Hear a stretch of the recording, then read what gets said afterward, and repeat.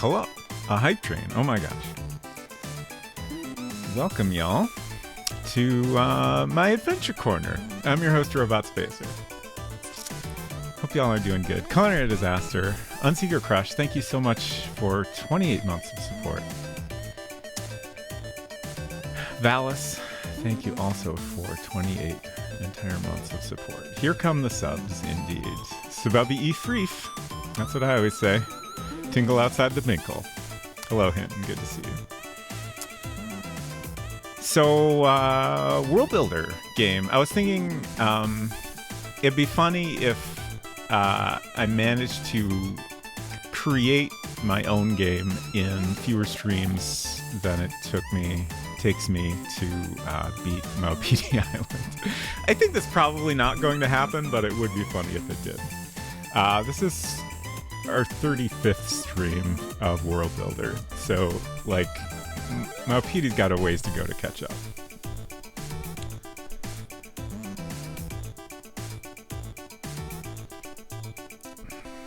But let's see, I failed to do any homework since last time. I used to try to get little tedious things out of the way between streams, but I haven't had time for that lately.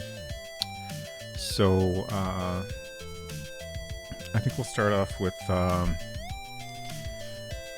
some just little odds and ends I need to fix up here.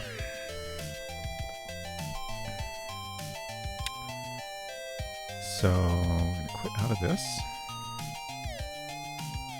Yep. Tacoma hoodie is in such good condition, it appears. I'm a little jelly. It is in pretty good condition, I would say. I actually don't wear it super often. Unseeker Crush sometimes wears it.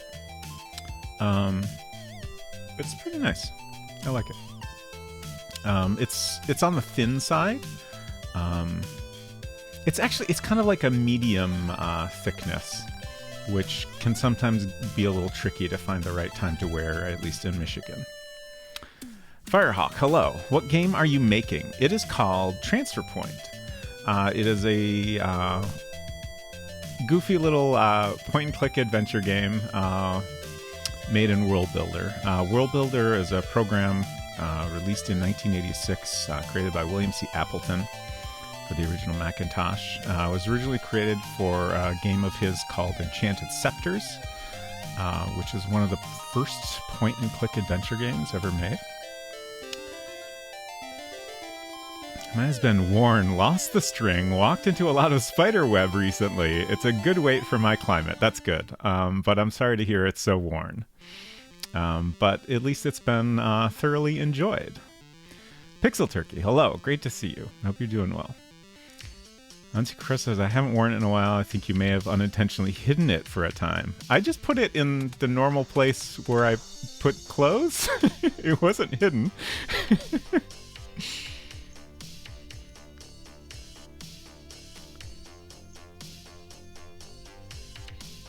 Pixel Turkey, I was lurking for a little bit in your stream this morning because I woke up way too early. That game looks so much harder than I remember it being. But I am glad you've been enjoying it, and I hope it's going well. Let's see. Let's open up World Builder. Could I request some more intense music? This is too chill. No. There's probably some more intense songs in the mix here, but we'll just have to wait until they appear. How is the Untitled game going? It's going pretty good. Good to see you, Slat Studio. We're very close to finishing it. Honestly, it's just been like...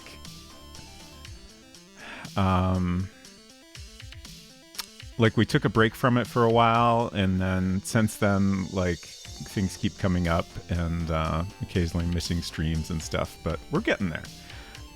Hopefully we can finish up this email reply screen, and I'm hoping to start on basically the final screen of the game. Technically we have two screens to finish up, but one of them is just going to say like the end or something.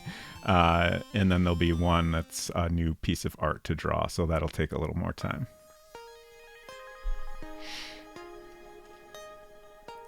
Antique Crush says, I like to wear my Tacoma t-shirt when I fly to see my sister in Seattle. It was a good time to wear it.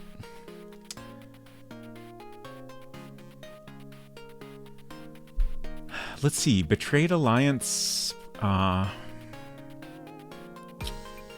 is coming out in May? I want to say May 12th is in my brain. Is that right? Or am I just making things up? Book 1. I couldn't remember the... I wanted to say part 1, but I knew that wasn't correct. I'm excited to play that. Oh, May 2nd. Even better. 10 days earlier than I thought. I'm very excited. I hope I can find time to stream it. I would like to do that. Ripped my Tacoma t-shirt. The closest I got to actual Tacoma was a trip to Disney Anaheim. Well, that's pretty good. I mean, that's like all on the same coast, so pretty much the same thing, right? Val says, I like to wear my Tacoma t-shirt when I am betrayed by my space employer. That is a good time to wear it. All right, so we're working on... Oh, you know what? You know what's funny? I actually have to go back into the game because there's I wrote down a weird thing that happened. I want to check if it's still an issue.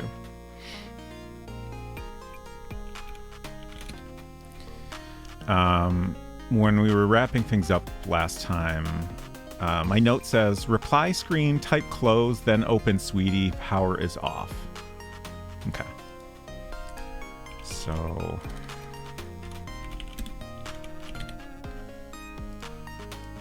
unfortunately, I was right there on the screen we needed to test, but now it's going to take a little bit to get me back there. That's fine. I need more cheat codes. Okay, 1077. Spoilers.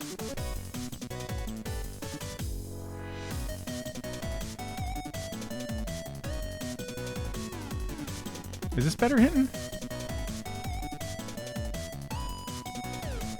Get on the Wi-Fi.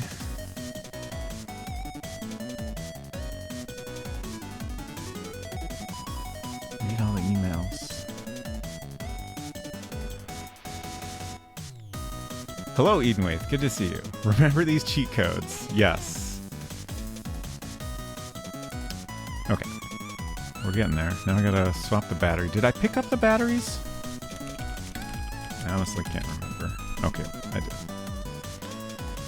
At least I hope I did. If I didn't, something very wrong just happened.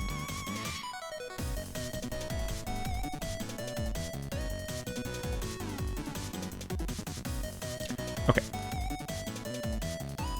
And we made it to the reply screen. Okay. So let's do a save. Just in that test, just in case we need to come back here and try this again. Okay, so I typed close and then open Sweetie. And the power is off. Okay. So it's taking me to the wrong room in this scenario. That should be easy to fix. And since I made a save, it should be easy to test as well.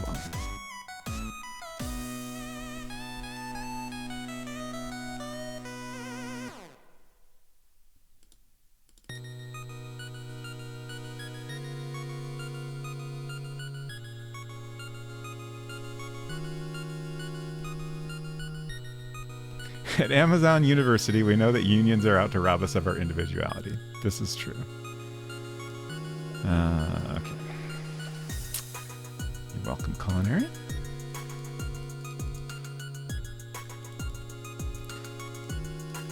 Okay. I really wish one of the many just tiny little complaints I have about World Builder, I would love to make this map window bigger. Also, this is going a little too fast. Gonna have to scroll around. Okay, nope, it's still too fast. Okay, can't win. What? Why am I having so much trouble? Oh, this is not even the right... we're gonna need to go up here. Here's our little sweetie screens. Okay, reply. So I think what's wrong here is that this isn't setting the right room code or something. Oh, no, I know what it is. Okay. I know exactly what it is. We have some code we haven't updated. So I thought this was the problem here, but I believe this is correct. Let me... How? Does anyone know how to use the Notes app? I got it. We're all good now. Okay. I'm just opening up my list of variables here. So... somewhere in here... Okay, 6 is the reply screen, so that's correct. What we didn't do last time is update our global code. And this is big, so we need to speed it up. Okay. So here's our code right up top here that opens the Sweetie. And we didn't add handling for our new screen. So if L2 is equal to 5, then we want to go to Little Sweetie reply. No, 6. I said 5, I meant 6.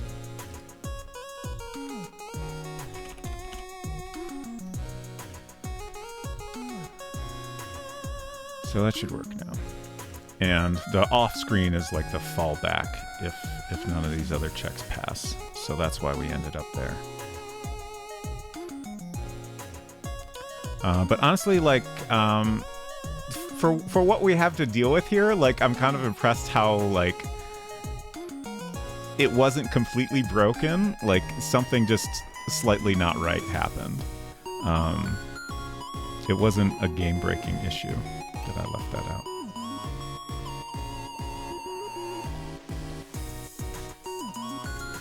I forgot to speed it up when I closed the window. We're going to be here for a minute.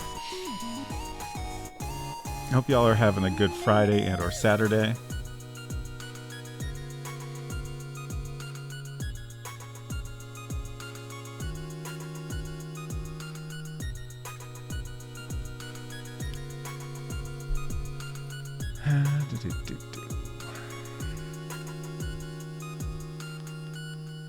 I have a lot of packages to open.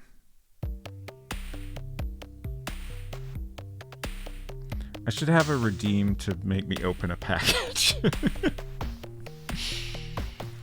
Not all of them. Well, they're all a little bit stream related, actually. I was going to say not all of them are, but they're all in some way stream related. Silver, speaking of which, Silver sent us 2 packages recently. You should open a package? Okay.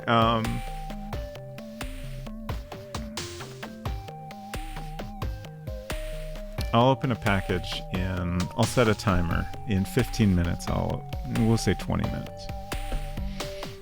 I'll open a package. I want to, though. I enjoy the packages. No, I'll get up and stretch my legs a little. But thank you, Unseeker Crush.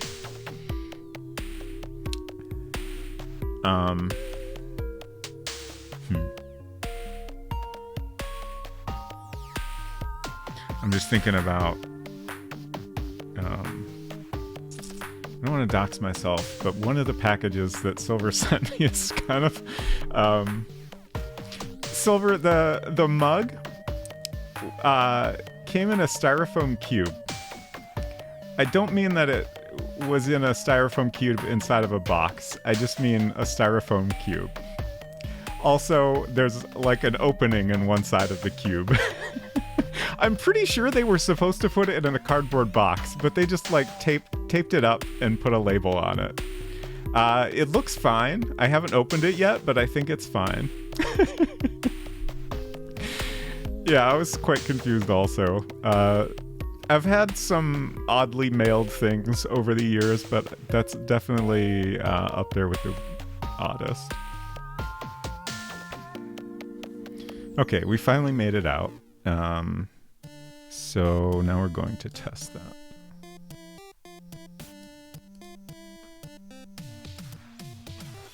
So we can just open this to Oh no. Oh no. Oh no. I think this is fine. I think we just need to open the game first and then open it. We can close and then open. I think what happened there is it opened in a different world builder game, like the template is probably what opened. Okay. So close, open, sweetie. Perfect.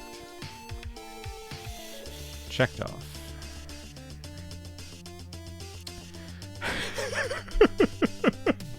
On Secret Crush says, one time I got a mop from Amazon and the UPS driver just literally handed me a mop with a label on the handle. Yeah, that was a weird one too.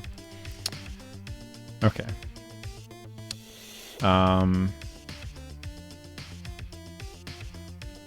Okay, I have a to-do item that says figure out email replies. That must be an older one, because we pretty much figured it out. And then I have what happens when you press send. Screen that says message sent. Did we do something for that? I'm gonna go ahead and press send. Message sent. Okay.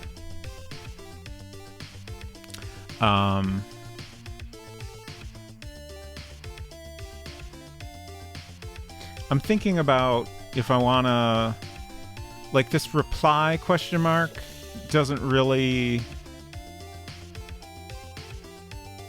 make sense anymore, but it's also not that big of a deal. Like, I don't think it would be that weird in a real world interface to, like, keep this text here.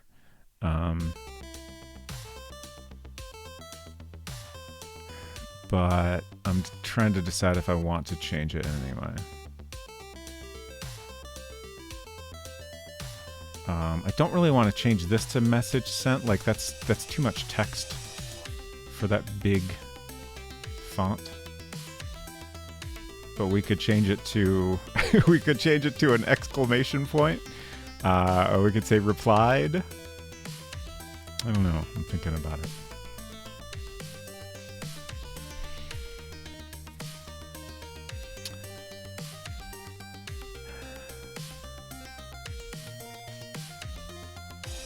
Says, so the funny story with that mop is it was unsurprisingly all banged up, and Amazon wanted me to actually return it to them, so I took it to the UPS store, and they were like, we can't just send a mop, it needs to be in a box. And I was like, tell Amazon that. I mean, they should have told Amazon that when they picked it up. Like, they delivered it, right?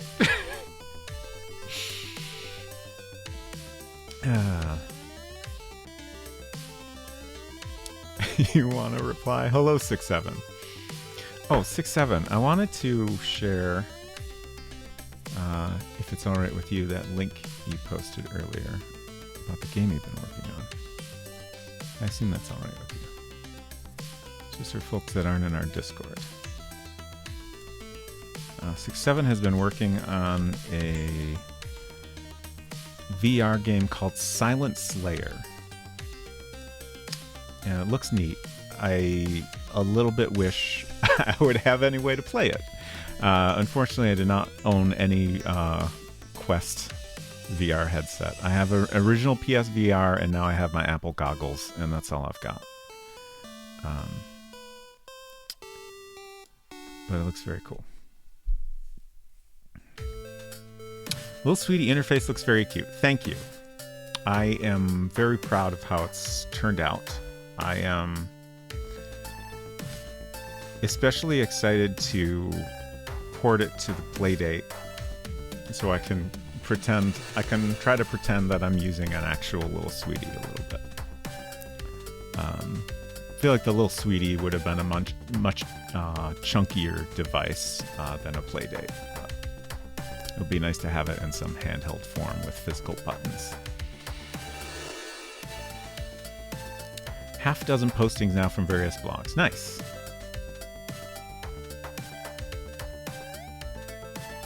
Oh, good. Silver says, I'm very excited and will likely try to show it on stream once I have a manner of doing so. That's great. I was hoping you might be able to stream it. I figured that was my best chance for being able to enjoy it in some way. Okay.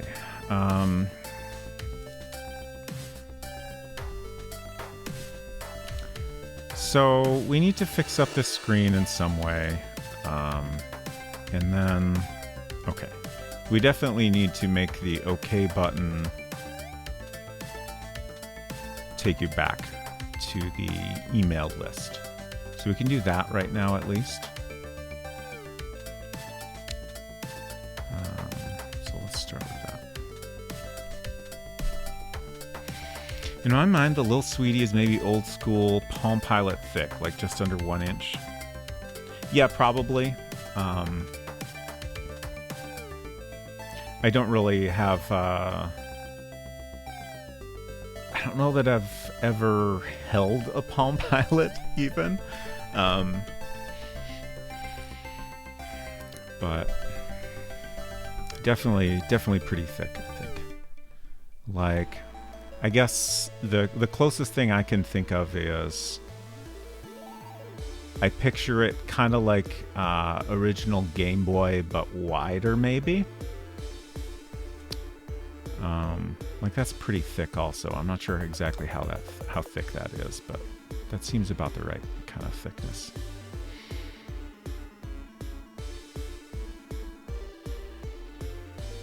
Okay, so a Palm was smaller than a Game Boy. Interesting.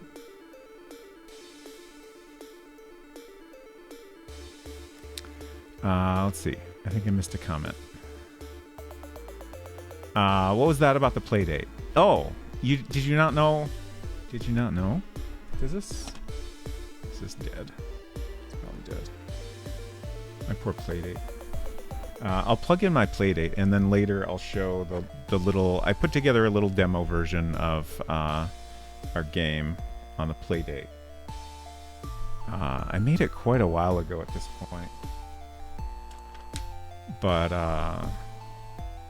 at some point I had the idea to port it to Playdate, and I took some time to learn the basics of making a Playdate game and just put together a little prototype to see if it seemed feasible.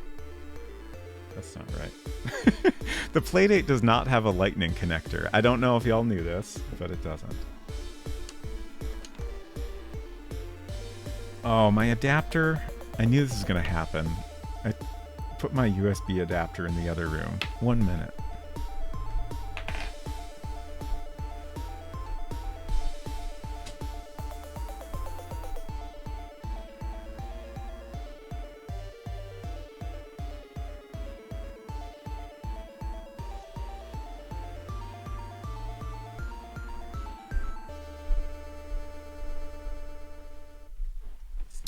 Oh, Silver, is it okay if I open one of your packages on stream? Since you encouraged me to do so, I assume that's okay, but I just wanted to double check. The possibly funnier part of the mop story is ask me when the last time I mopped was. I don't even remember. We don't do a lot of mopping around here.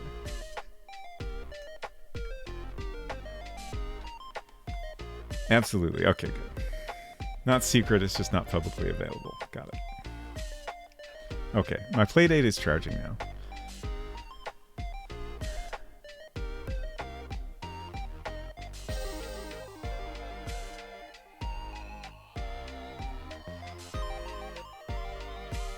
Seven says, VR is in a gravity well of a niche. There were literally only 2 VR products at PAX, and one was a virtual golf game that's been around for a while. Oh, wow. I'm curious, like...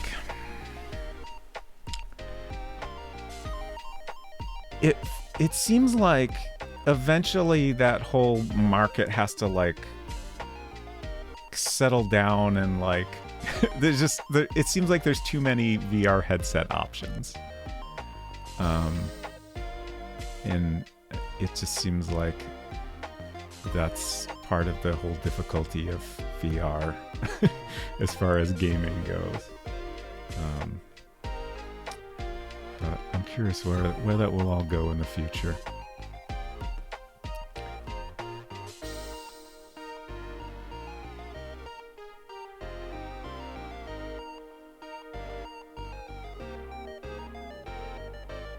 No, I was scrolling by all these Palm Pilot comments, and I'm thinking about the Newton.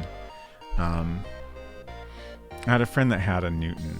Apple Newton was a PDA, if anyone's not familiar with it.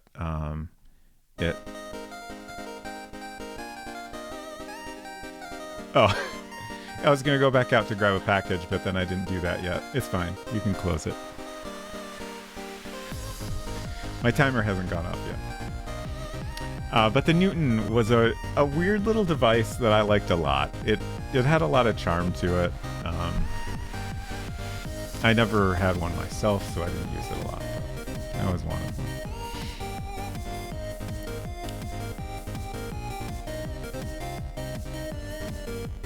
Ooh, Edenweight says, I'll definitely want to chat more with you about Playdate Dev later. Nice. I got a nice native Union USB-C to C cable to connect my Playdate to my Mac. Is it the right yellow, though? That's the real question. I would love to get a USB-C on both ends cable that's the right yellow. I suppose I'd also settle for purple. Puzzle, good evening. Good to see you. Questline is dominant, but Meta has been funding it less excessively in the last 18 months. Got it. Apple will promote absolutely everything but games. Yeah, their whole stance towards games is very weird. And it seems like in typical Apple fashion, like the choices they made with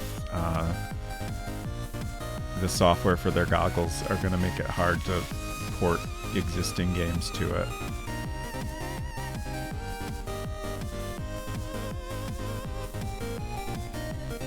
You know a guy from a Cocoa Heads meetup who is a Newton developer. Nice.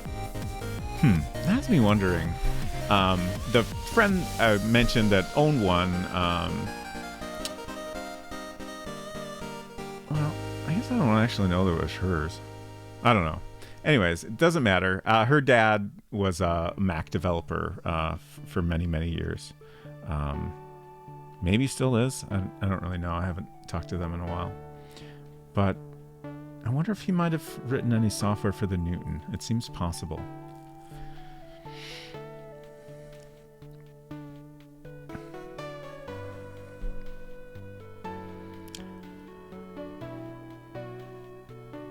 I would like to get a PSVR 2, but like, I don't know. It's just, it appeals to me. It's just a hard sell for any, game console specific VR headset. Especially like I enjoyed the original PSVR, but you just didn't use it much. A lot of that was just kind of the hassle of setup, which they've definitely addressed by simplifying things greatly. But I still feel like I probably wouldn't end up using it enough to make it worthwhile. But perhaps eventually. Does HoloLens still exist? That's a good question. I want to say no? Okay. 6.7 says no. In fact, Windows 11 is going to patch out, remove Windows Mixed Reality support this year. Oh yeah, I remember hearing that.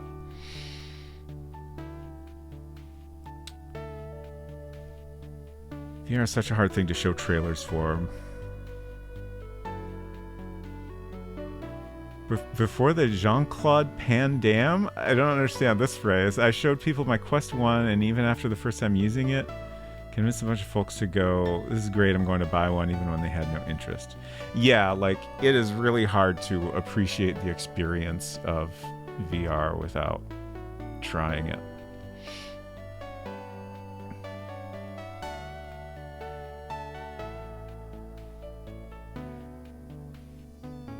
Oh, Pandemic Show. Okay, got it. Okay, yeah. Okay, what are we doing? We're fixing up the send screen. The pandemic. Yep, got it.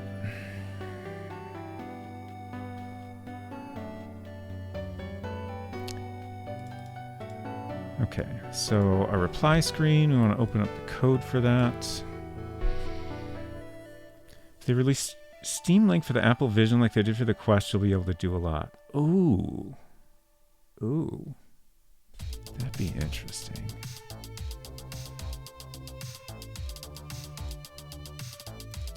That would be very cool. Speaking of which, I still need to do a co-working on the Moon stream at some point.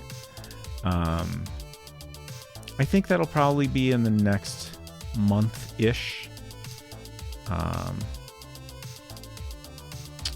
haven't decided if I'll do a... Well, I guess it's whenever I'm ready, I'll do whatever game stuff we're working on the Moon. So that could be World Builder, or it could be Playdate. So let's see. We got a lot of code with 0 comments to scroll through to figure out where I need to add this.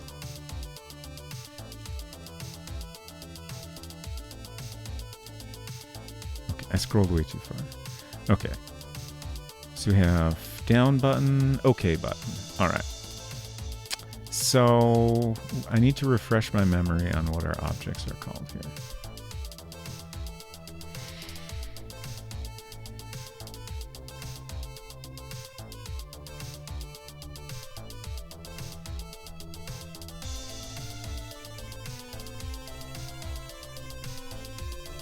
How can you get work done on a haunted moon?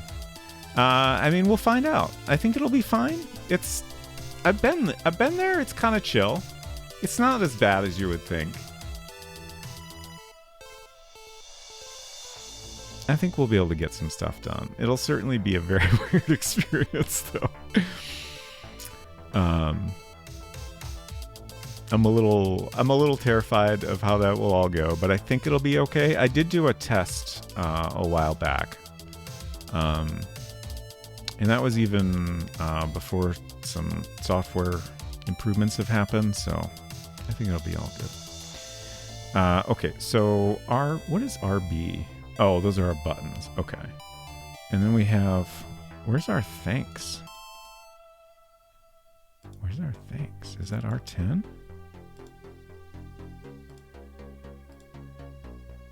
Oh, RS? Okay. For sent. Reply sent. Okay. So if this is on screen, then we want the...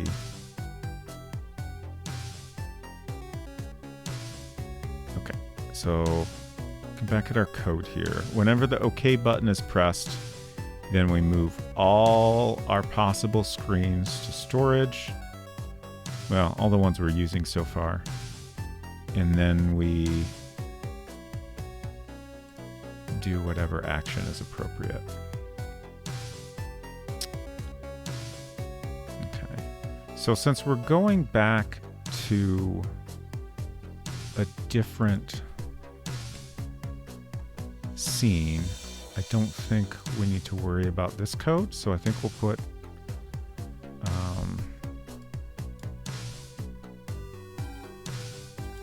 oh, actually, since we have a different...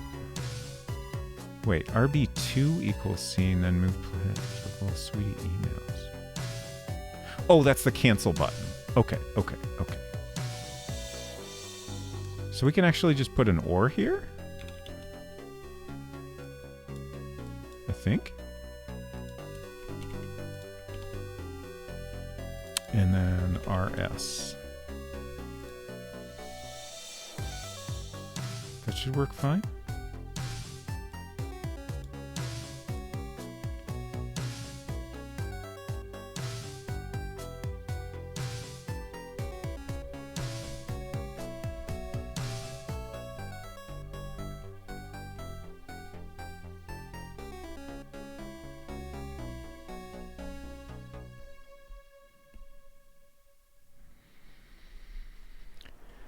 Currently messing around with a new build, your own ship stuff in No Man's Sky. Listening to the game dev discussion keeps stopping me from making a decision on what ships I want to scrap for parts to build a new one. By which I mean the conversation in game dev is engaging. That's good. I wish I had more time to check out No Man's Sky. I haven't really played it since, like, the early versions. So much has changed.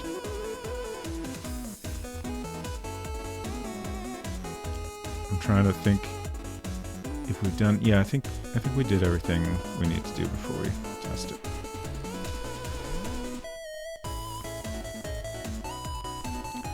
Okay, so we'll open up our save again. It's a little weird that you have to close the window before you open up a file, but that's just how it is, I guess.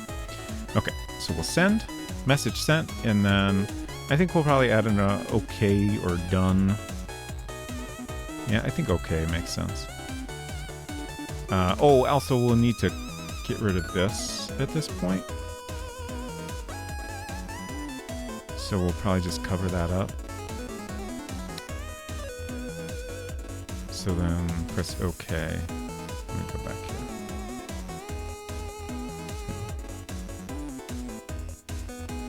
And then we need to set a flag, I think.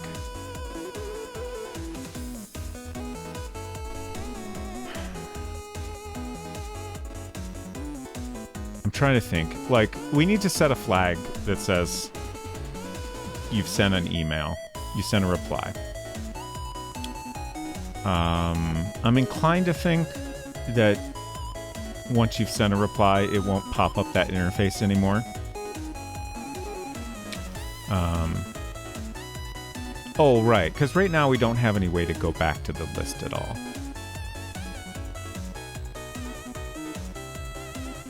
Just because of space constraints, the UI here is a little... Like, I originally had a button that made it clear what you were doing when you pressed OK here, but I decided we just didn't have room for that. Anyways, yeah, so we'll set a flag. I think we can use something we already have. Let me look through. Probably E. Yeah, email puzzle state. Maybe? Or maybe we'll want a new variable.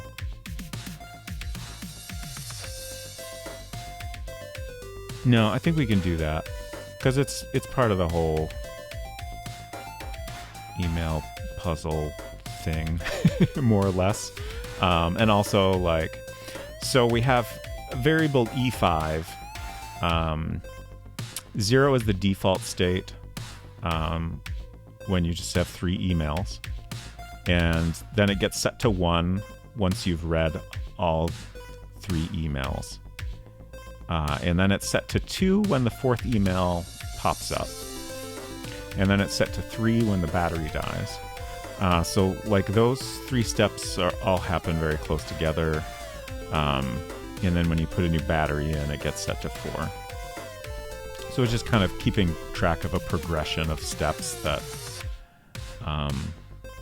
you know, are all related to the little sweetie, and, like, always happens sequentially. Like, you can't do these in a different order, so it's easy to just use one variable to keep track of it all. So we can add 5 will mean reply sent.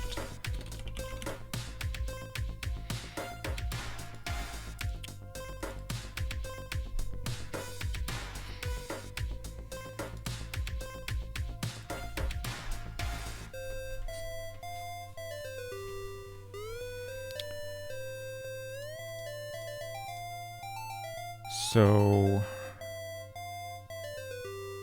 okay, we'll actually need to split up that code we just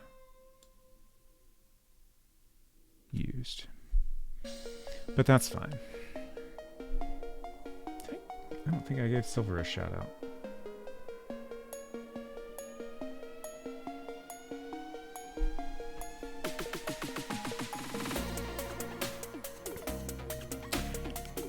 Silver and I will be doing some streams together in the future. In the relatively near future. And I'm excited about it.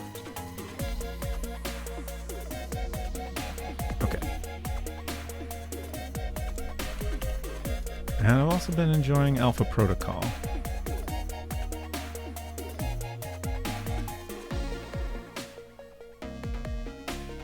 Okay, so that's just our cancel button. And then this line,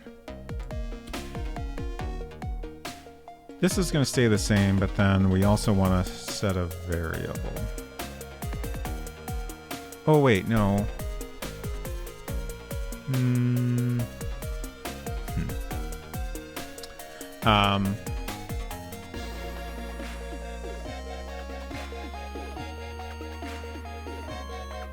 I just realized we probably want to set this variable when you hit the send button, as opposed to when you go back to the list. Yeah. So actually change this back. Okay, it was fine actually. Where's the code I am looking for?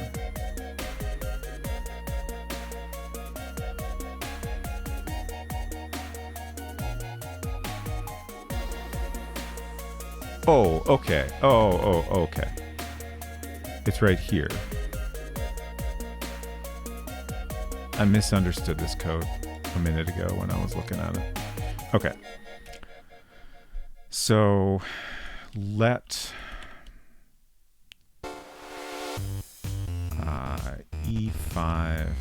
E5 number equal 5. There we go. Silver says, I also have been enjoying Alpha Protocol, even if I'm pretty sure I gave Thornton a spinal problem. I'm sure he'll be fine.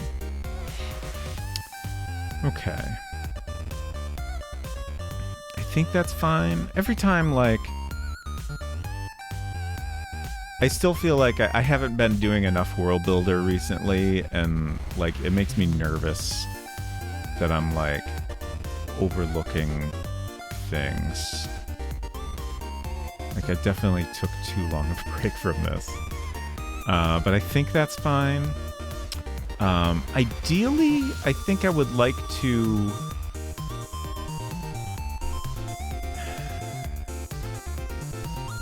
take the player back to the email list after this, but maybe it's not worth worrying about. But regardless, we will want to go back to the other screen. So we're going to go in Little Sweetie emails and change the behavior a little bit once this variable has been set to 5. You need to have a talk with whoever wrote this confusing code. Yeah, I mean, in fairness, it would be a lot more clear if we had comments and functions, among other things. I'm doing my best.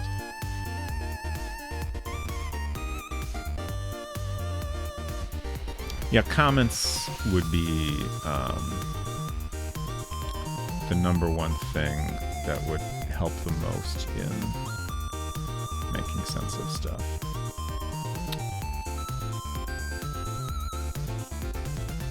And it's honestly kind of a bummer too, like,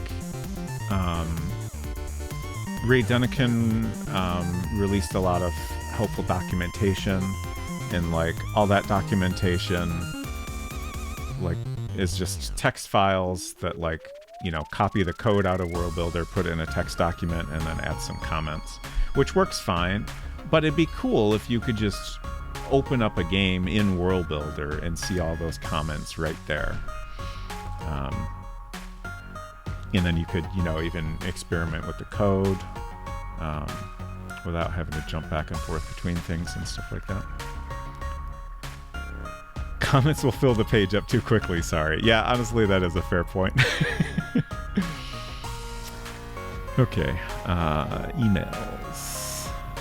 This is a big screen, so let's speed it up. Okay, so now we need to find the code that takes us to the email reply screen. Should say move player to Little Sweetie reply somewhere, so I'm just kind of scanning for that. There it is. Okay. So this needs to have an extra condition.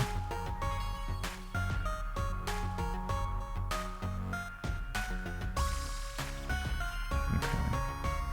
So what do we do?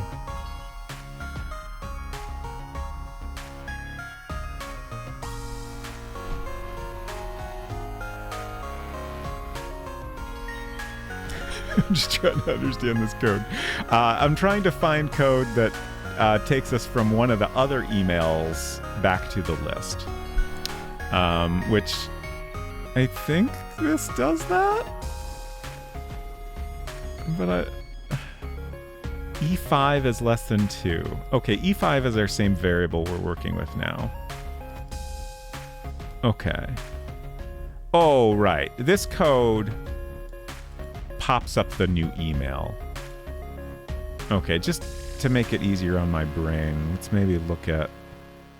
Oh, they've all got that, because you could... Any one of the emails could be the last one you've read. Okay. So I'm just going to have to use my brain real hard. So we don't need this whole block.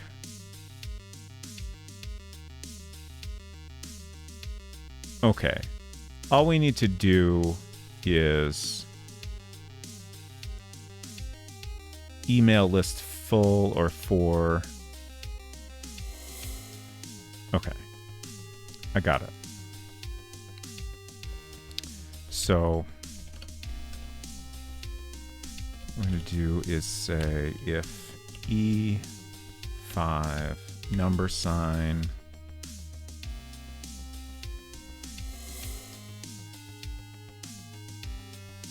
I'm trying to think what's the smartest way to do this check. I think we'll just say less than 5. It should equal 4. Unless something has gone wrong, but I think just checking for less than 5 is a perfectly safe way to do it. So if they haven't sent a reply, is basically what we're saying here, then we'll take them to will Sweetie reply.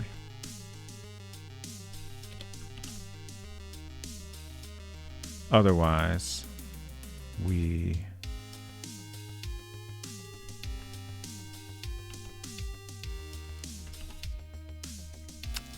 move ELF4. Whoops.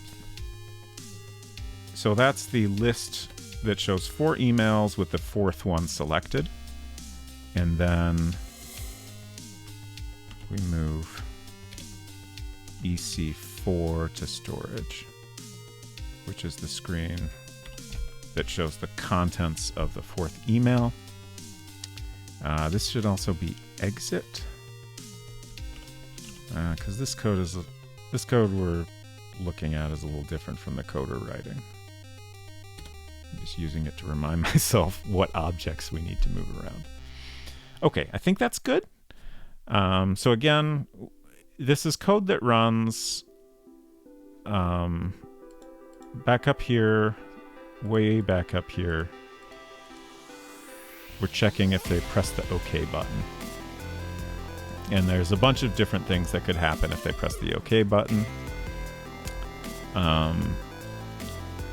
But the one we're concerned with right now is if the 4th email contents is showing. So if they haven't sent a reply, we take them to the reply screen and exit. Otherwise, we move the email lists, the appropriate email list graphic onto the screen, and then move the contents out. And I think that's good. And then we exit here. We want both of these to exit, so we don't do anything else. Okay, games music, indeed.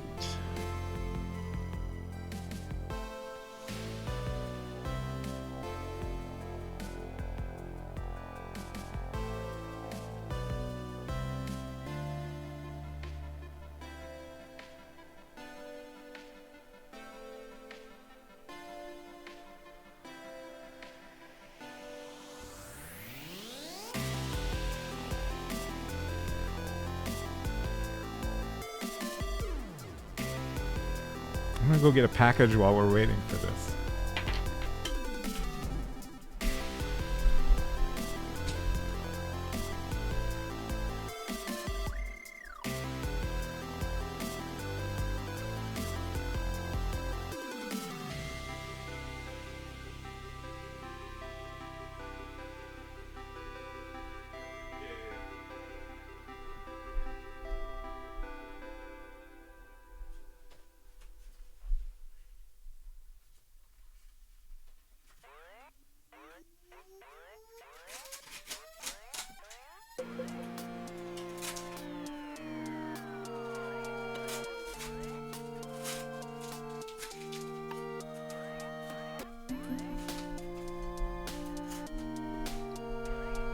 Okay, I have a package. I'm just, I'm tearing off the label so I don't dox myself.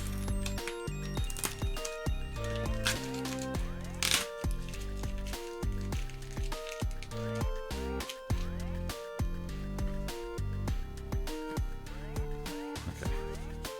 So, just making sure there's not anything else on here. Okay. So this is this is what came in the mail. The label was over here. They sent you your own companion cube. Yeah. You know, this hole was open. Like, all I removed was sticker. I didn't even remove any of the tape yet. So there's just like a strip of tape around one direction to hold the two parts of the cube together. I really feel like this should have been in a box, but I think it's okay. So let's open it up. Let me do it off camera because there's still some amount of label on here. No, DocX, please. Yes. I should have grabbed scissors also. Oh, there's a knife. Oh, wait, I got it. Okay. All the stickers gone now, so I can do the rest of this on camera. I think I gotta take all the tape off to get this open. It probably would have also been a little easier to open if it was in a box. And get styrofoam all over.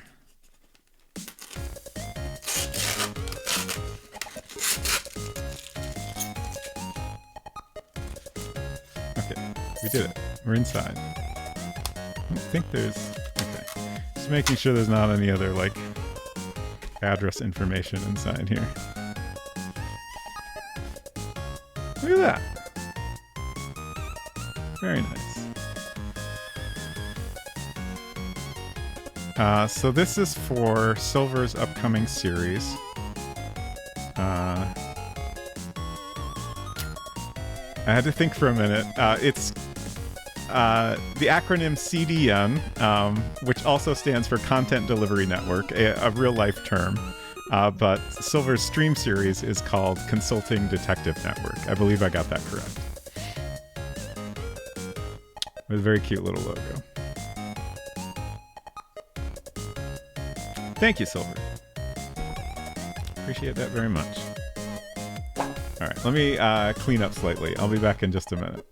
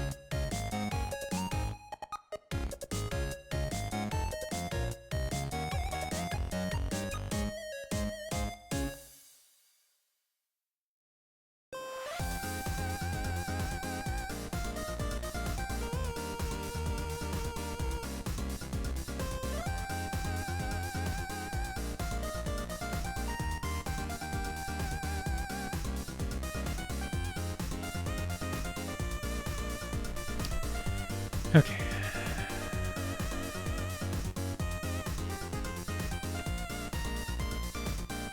lots of chat here. Silver says, so yeah, one of the things I'm only letting folks know after they've got everything set up decided. Folks who join as consulting detectives will get exclusive and sometimes personalized CDN merch. Make it feel more like an organization, club, etc. And as a thank you from me to them for joining me on this stuff. I greatly appreciate it, Silver. This is sent by Silver. I'm assuming the return address on the label is an IP address. Correct. Compact disc nostrils. That's it. Puzzle says, as a mystery fan, I'm very curious about this new series. I'm very excited about both participating in it and watching other joining detectives streams.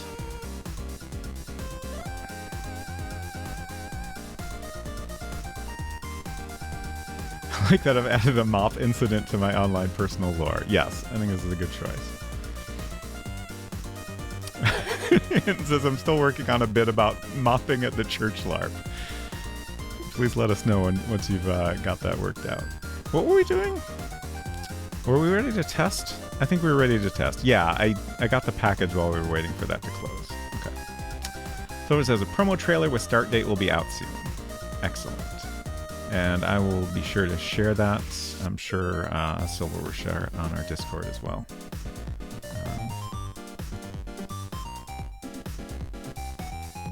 What's that?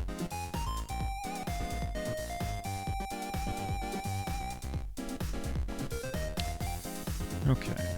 Hopefully this all works now. Honestly, like I shouldn't be like doing one single thing and then immediately testing it. I should have just done all these things and then tested them all at once, but like this is all my brain can handle tonight. I just gotta take things one at a time. Okay, so we're gonna send again, message sent, and then we're gonna press OK, and we're back here, and now when we press OK, we should go back to the list. So I think that's fine. I think we'll leave that as it is. Like I was saying, I would kind of prefer to come back to this email list from the reply screen, but I'm not that worried about it. I think this is fine. The only reason I'm not doing that is just it's complicated.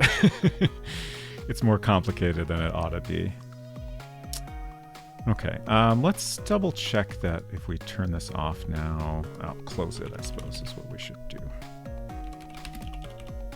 Just make sure we go back to the right screens here.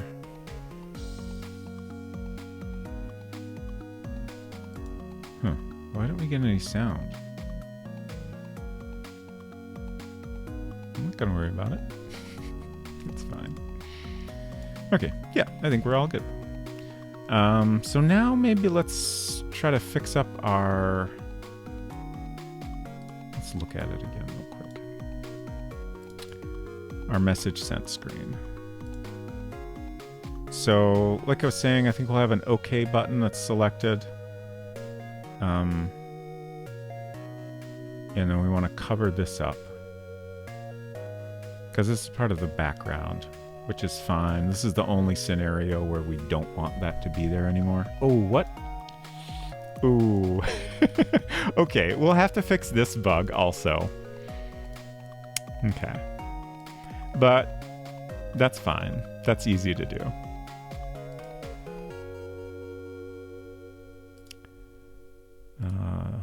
Yeah, that's the only button we need to deal with differently. Okay.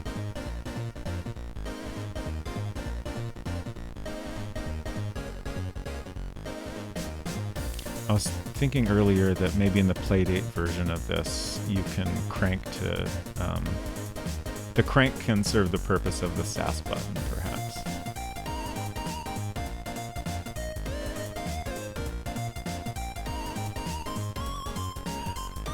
I think my brain is operating at about 10% normal capacity. wonder what percentage I'm normal when I'm having a mostly brain working on stream day. What percentage I'm at? Like, I feel like full capacity never happens when I'm streaming. It's not possible.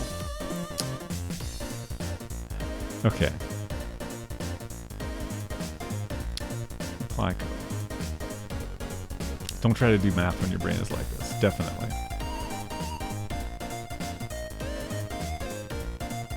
Suffer an injury event. We don't want that. Okay.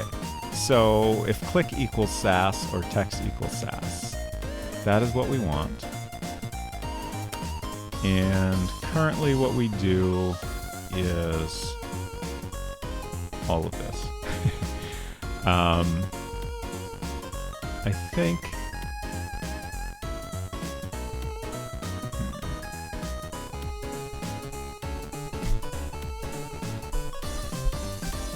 I'm just trying to think of the best way to do this. I think we will add an if statement here. If that was E5, not R5. E5 number equals is less than 5, then the gen. And we're just going to wrap this if statement around everything we have already.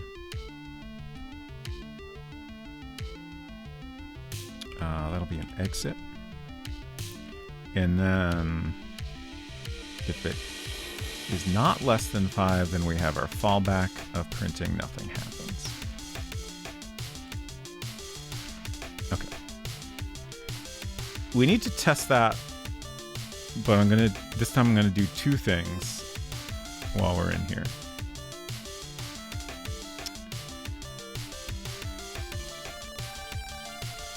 We're gonna also update some art.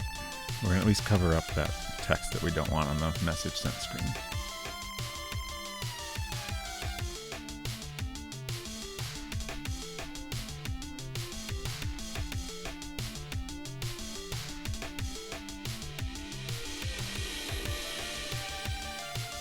Okay, so open up this, and I'm just gonna draw a white rectangle over it. No pen.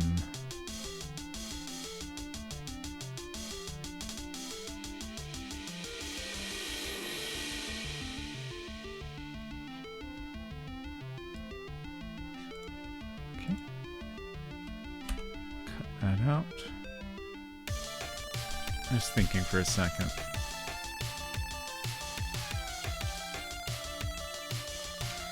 We could conceivably make that graphic its own object and then just move that object out. Like, that'd be like a neater way to do it.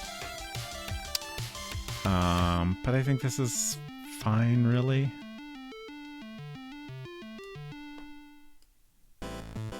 I don't think we'll get any like weird blinking or anything from doing this, which is something we always have to be aware of the possibility for. Okay, so that just goes there. And we still want to create I think after, I'm going to go test this, and then we'll go in Mac Paint, and we'll figure out how to finalize this message sent screen. The more I think about it, like, this is a significant action in the game. So I think it warrants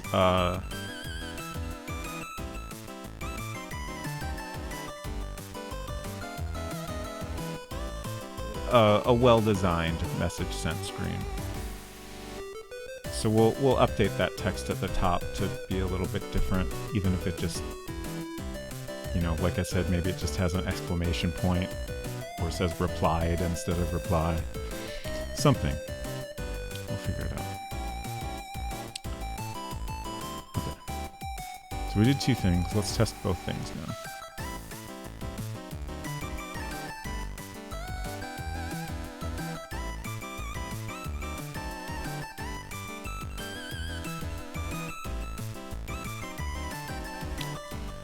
Close that.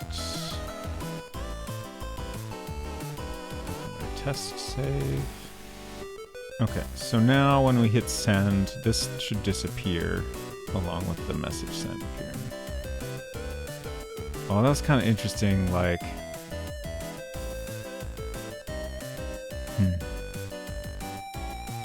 Like, there's 3 different graphics changing, and, like, it was kind of sequential. Not really a big deal, but...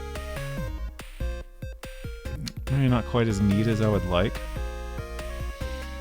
But I think we could potentially improve that. Maybe what we'll do for this screen is have, in some cases we have email screens where this whole screen shape gets like a separate version of that gets plopped on top of everything. And if we do that, then the whole screen will update at once because we're just moving in a new graphic that's on top of the rest.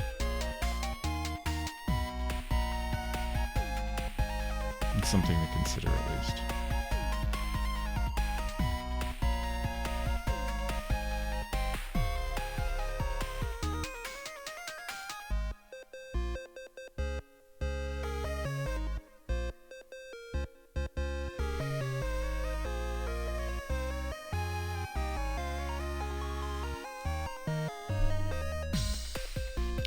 Okay, MacPaint.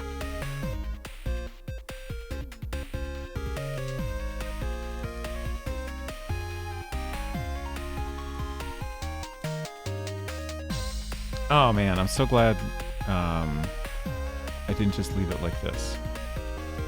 The curve is so much more fun. Okay.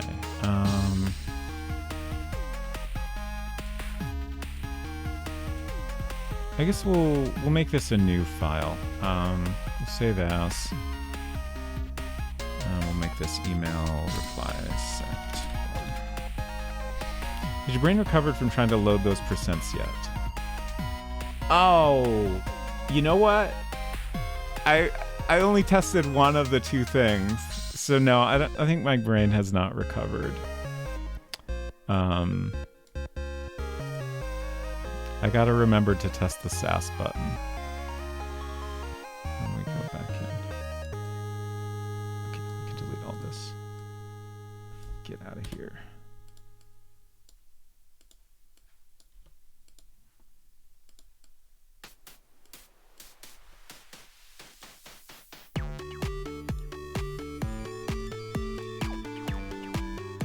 Okay.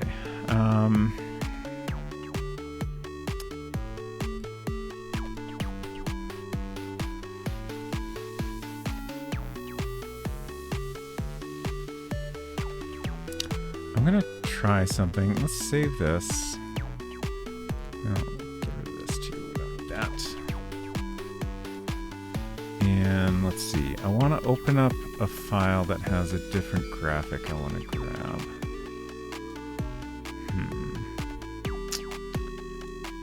Trying to remember which file that is.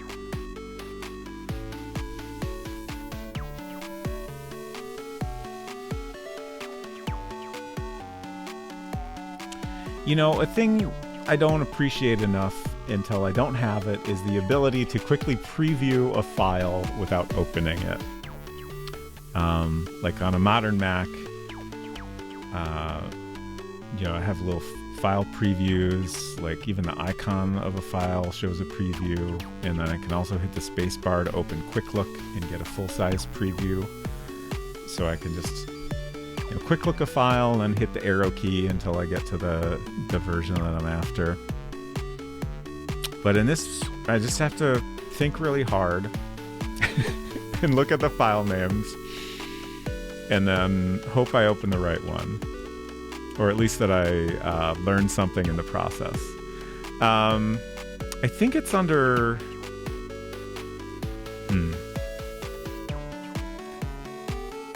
The graphic I'm looking for is part of, yeah, the Sweetie logo. This is promising. Shit, it's not here. Okay. I'm trying to find my graphic that says press OK to continue. Oh, logo animation is the file I'm after. Toilet milk. Oh boy. Okay, here we go. This is it. This is it. Yes. All right. I just wanted this okay.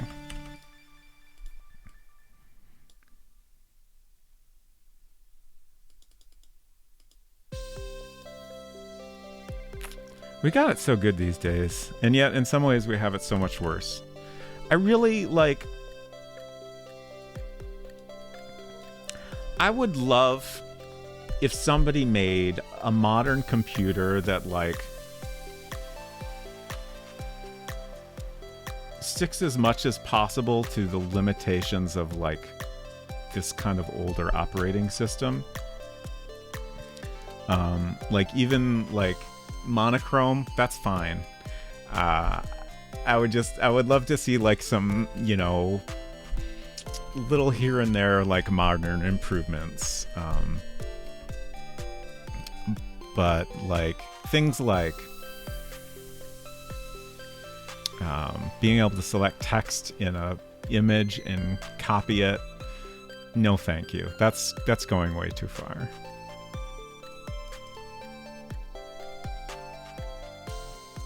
So my thought was maybe this text here changes to press OK to continue or go back. I'm trying to understand on the wording. Just since we have this space here,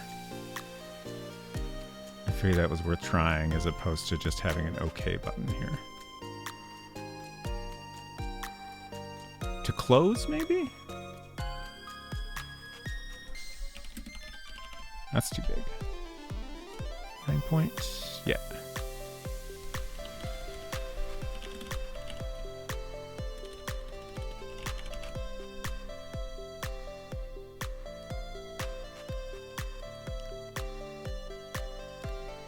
And now I'm thinking, like,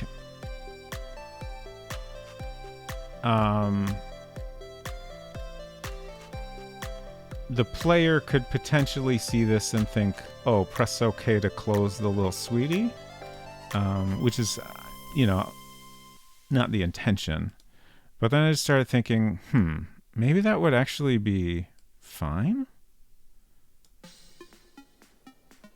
Like, you're pressing OK on a device, but maybe it's fine to have the character in-game just kind of, you know, automatically follow up that action by closing the sweetie itself. You know, we could even have some text that pops up to kind of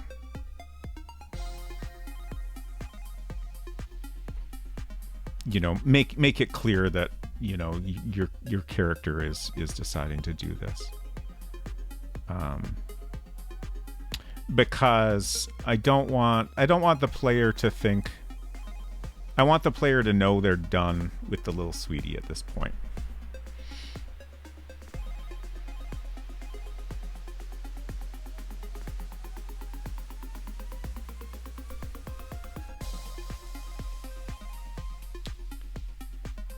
You know, obviously, if they poke around a little bit, they'll, you know, very quickly notice that there's nothing else to do there. So they'll close it on their own. But it might be nice if we just kind of make that clear for them. Do I want any snack rice? Not at this very moment, but in a little while. That sounds great. Thank you. We peaked at Windows 8 IMO. Windows 8? I don't even... Is that a real thing? Okay, it is. I don't remember when... Like, I remember Windows 7. In 10 and 11, most recently. I don't... Was there a Windows 9? What snack rice? It's rice you have for a snack. That's all. Good to see you. 8.1 was a solid OS. I believe you. For some reason, it's gone from my brain. 8 was terrible, but 8.1 was good. Okay. Windows 9 was skipped. Oh, right. I remember hearing that they intentionally skipped 9 because, like, some programs had code that would, like, check... You know, I was trying to check if it's, like, 95 or 98.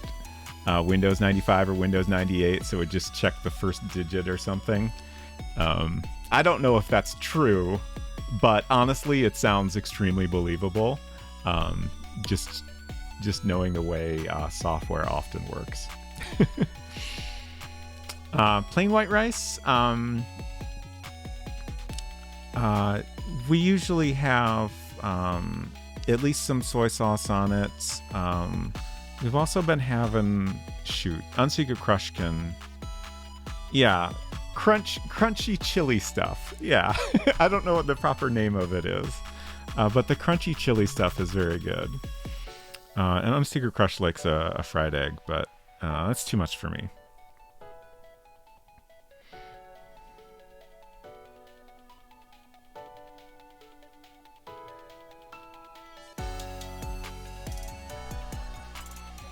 Okay. Windows 8. I'm sure I've used Windows 8. I just have zero memory of it. So I've been hesitating here because I'm trying to remember how... Oh, I know how I can do this. So I want to, like, replace most of this, but I want what I have to line up correctly. So I'll just delete that. And then I'll pick a spot to start here. So now I can just take this and there, perfect. Press OK to close.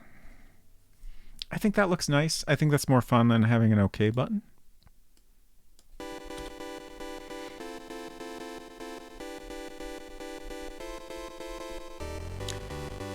And then what are we going to do with this text? I might need to grab the correct Wi-Fi symbol if we're going to take a full screen and plop that over. Let's go ahead and do that right now. Avoid the more difficult decisions I need to make on this screen.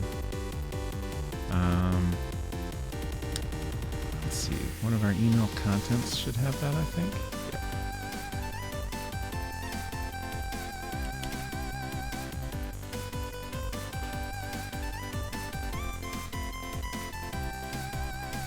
Remember when macOS 10.4.10 came out and messed up some Adobe CS2 installers because the patch number went past 9?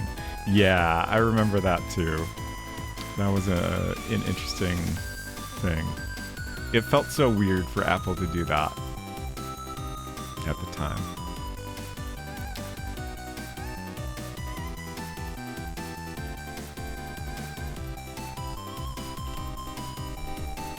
Okay, just line this up. Okay.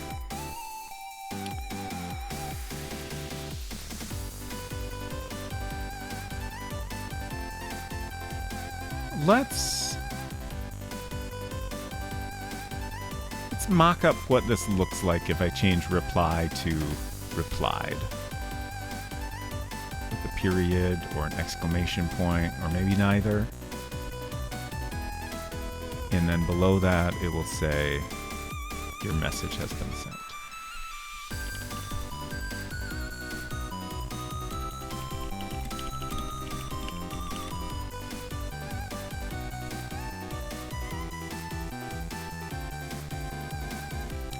I suppose I was also talking about having like a little loading screen.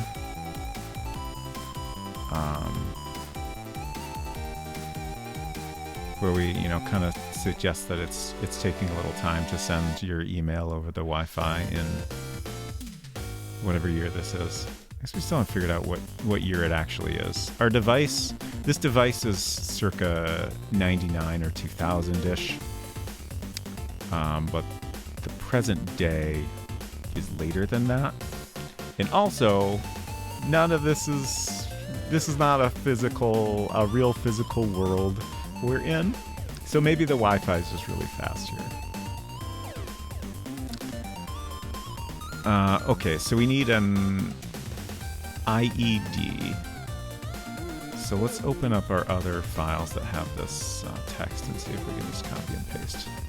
Let's see, our thank yous text has the most letters to choose from. It's just called Crunchy Garlic Chili Sauce and is not the same thing as Chili Crisp, I learned. It's just called Crunchy Garlic Chili Sauce, okay. It's very good. I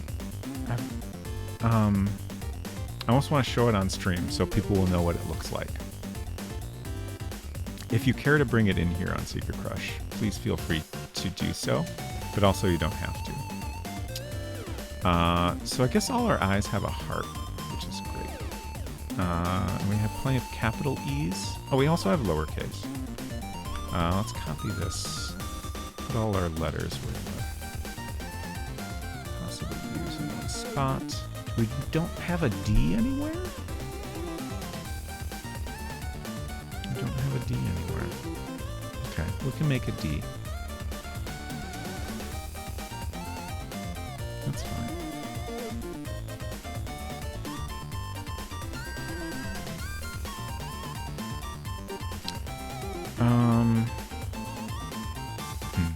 You know what? I'm just gonna grab all this. All right. Excellent. There it is. It's called Chef Troy's Recipe Crunchy Garlic Chili Sauce. TroyNThompson.com. It's really good. Don't go overboard with it. I gotta wash my hand now just because it's got just the tiniest bit of oils on it and I can't get it on my keyboard because that's the kind of person I am. This one has never been opened yet. I feel like it. Okay.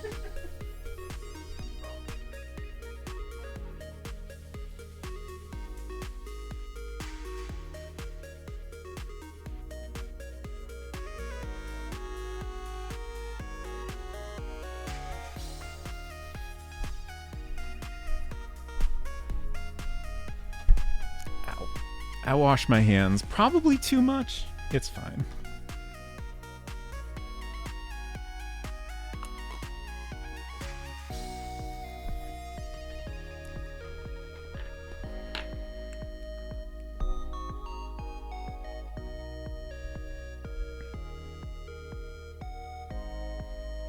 Oh no, Hinton, your truck got an ouchie. I'm so sorry to hear that. For some reason, whenever I hear someone mention white rice and fried egg, my mind goes to one of the Round My Half movies, where some skyship prince pirate dude has only ever had white rice, and Akane shows them adding butter and a fried egg, and the dude loves it, but then almost dies due to not being able to stomach it. That's great. Okay, so we're just gonna copy all this. I decided to do that because I want to be able to reference like the spacing of the characters and stuff.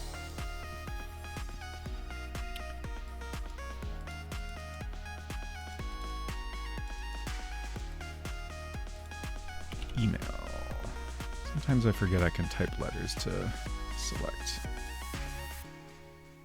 Fortunately, that convention has been around for some time. Okay, do we have room to paste this here? Not quite. We do if we move this over a little bit.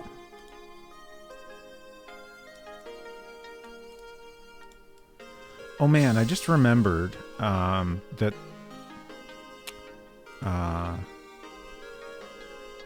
someone has been working on a modern recreation of Mac Paint.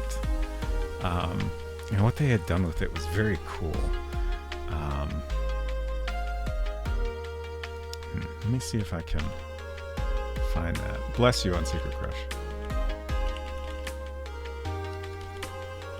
Can't remember if I'm logged into Okay, I am. Let's see. I probably boosted it? Yeah, okay. I'm almost there. Should be here? Should be here? Yeah, here it is. This looks so cool. They said they're gonna open source it when they're done with it.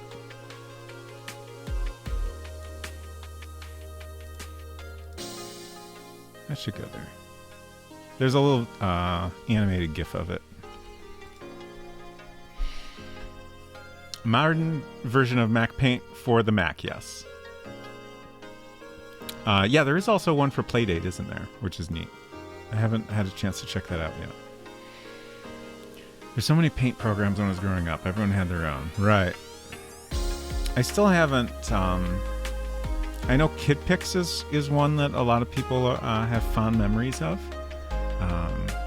And I've always wanted to try it out because I never got to use it myself. I'd like to check that out someday.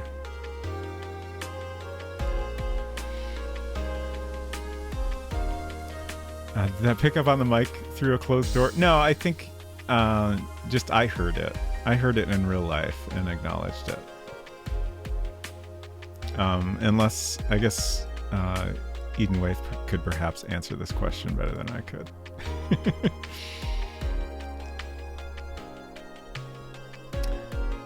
Yeah, Lucas Pope's Playdate game, Mars After Midnight, I think I have that correct. I'm so excited to play that. I have not had the time.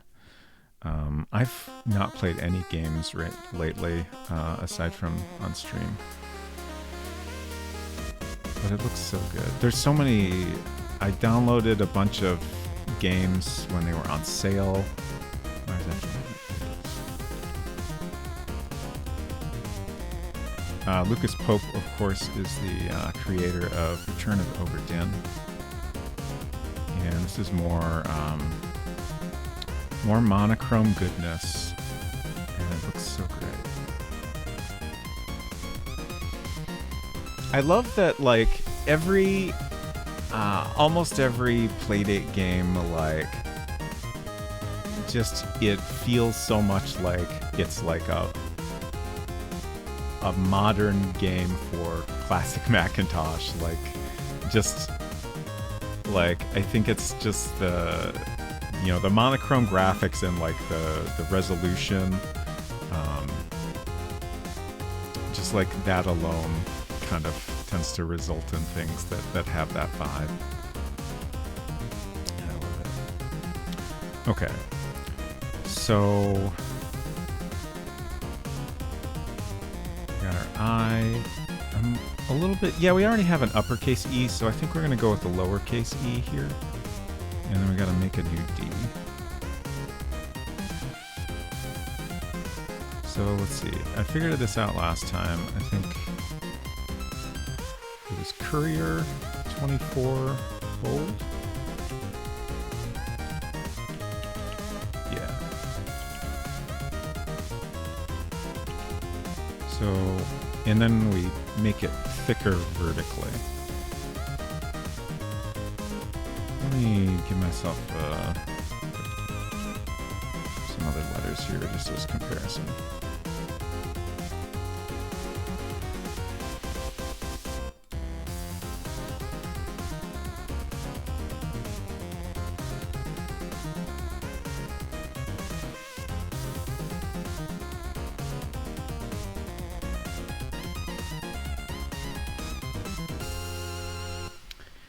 Excited to try out Shadowgate PD when it comes out. Yeah, that looks really neat too. Okay, so I'm just trying to recall exactly what I did here.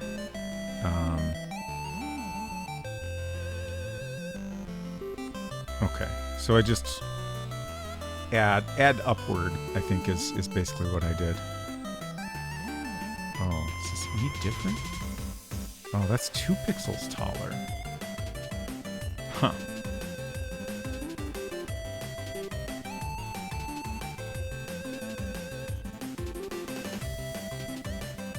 Okay. Huh. I wonder if that was actually a mistake on my part.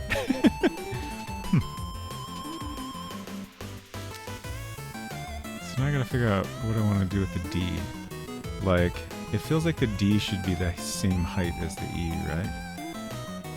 Maybe I should look at some other characters to see. I assume the O is the same height, right? It's gotta be.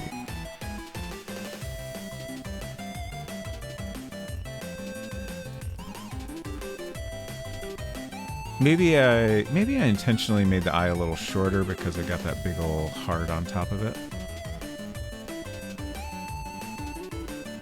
Yeah, I think that's what I did.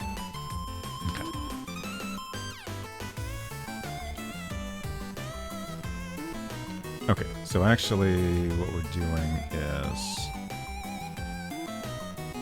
I'm going to make it taller here and then bring this down.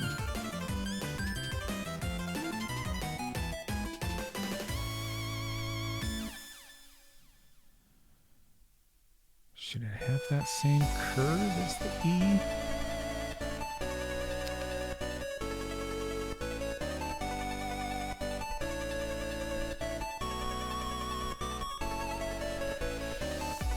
Probably this P is a good reference because it's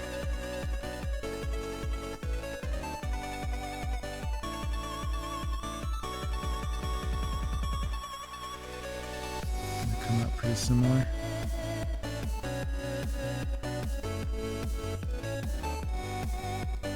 Hello, Robots Friend. Good to see you. Well, Sweetie Kerning in Pixel Fonts is like trying to solve a crossword and realizing there's no right answer. Yeah, I think that's correct.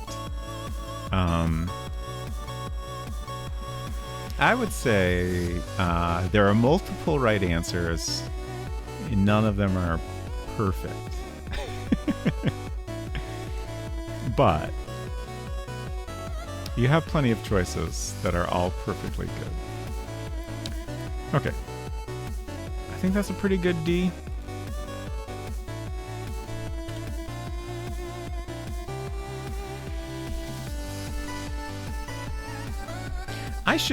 I should honestly make this a whole font. I might end up doing that for the Playdate version, because then I could have a font that I can just use. Like, you know, in World Builder we can't, like, I could make a font that you know, we could use in classic Mac OS, but we couldn't use that in World Builder because any text in the graphics portion has to be bitmap. So it's not really worth the effort. But for Playdate, it might actually be useful.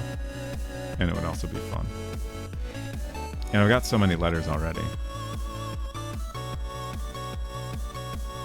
Though certainly it would take quite a bit more to have all of the upper and lowercase letters.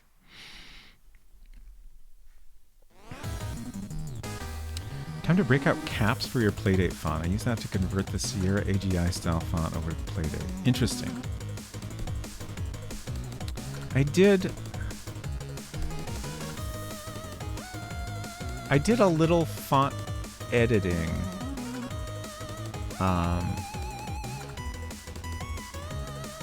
when I was goofing around with Playdate Dev, and it seemed like fonts, yeah, I guess if you had a program it would have been easier. I think I did it all by hand because Playdate fonts are basically like a single graphic that has all the characters on it, and then it's like a text file that kind of gives the position of each character in a not entirely obvious but very compact way. That's my recollection of it anyway.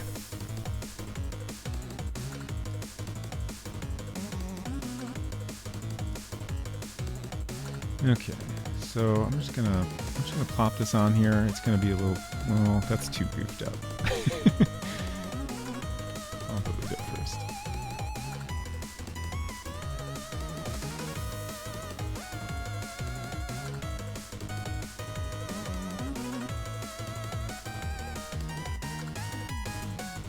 Okay, that's looking pretty good, I think.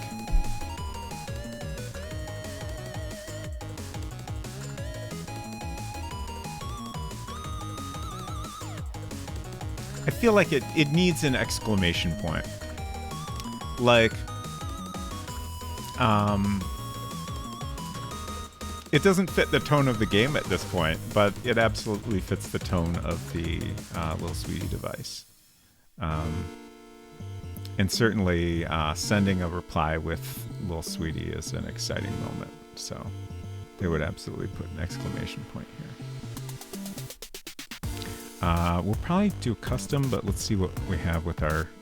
That's it, huh? That's pretty basic. Okay, so the question mark, we stuck pretty close. I was thinking maybe italicized. So let's see what... Oh, that's... Well, the line's not so bad. Let's experiment with this. Oh, I lost my dot from the exclamation point. We don't want to reuse that dot here, so let's get it back. That's correct? Okay. From your experience with the Playdate fonts too. Got it. Sounds like the most video game way of handling fonts. Yeah, for sure. Honestly, like, it's pretty nice because, like, it was pretty easy to figure out and, you know, make my own font. Actually, specifically what I did was, like, I took one of the existing fonts and, like, added some characters, I think. But, you know, I was able to do that easy. I didn't need a special program for it or anything, so it's pretty nice.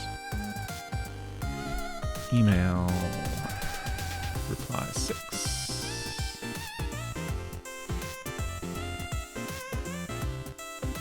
I'll just copy this whole thing. I should have made a copy of it before I deleted it.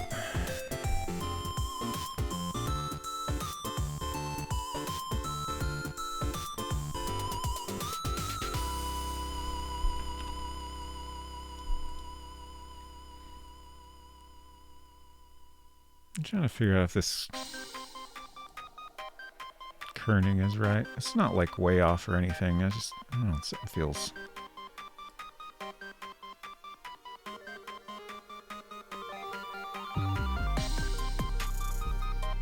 That's probably fine.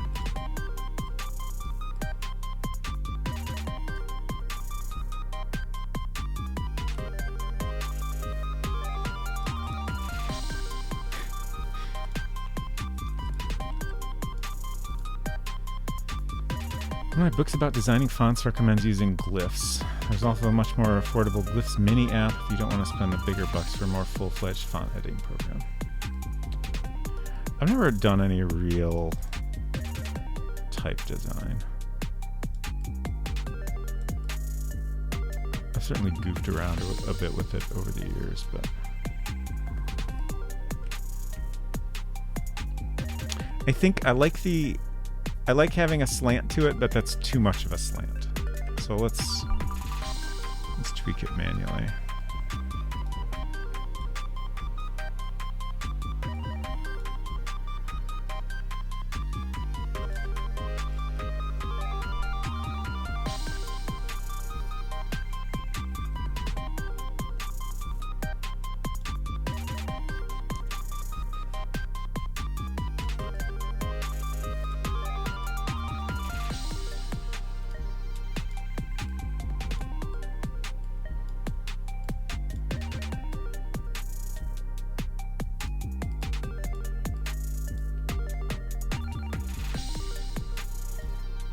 We're getting there.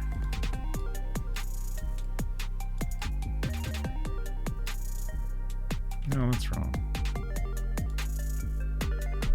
Maybe we're there?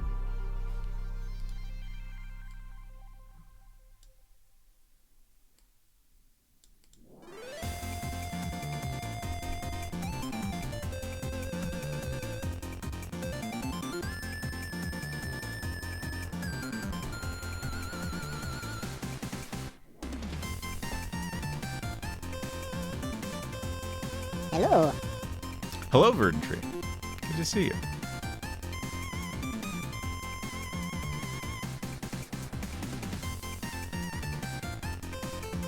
Thanks. You are doing well. You're welcome. Font design is mostly limited to FontStruct and caps so far. It's a good start. Maple Mystery says for Crimson Diamond I use FontStruct. Interesting.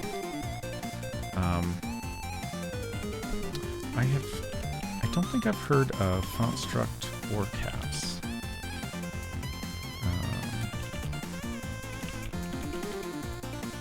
I'm adding some more tabs. Glyphs is one I've heard of.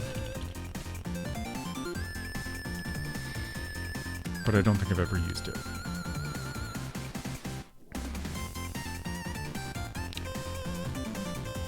Okay.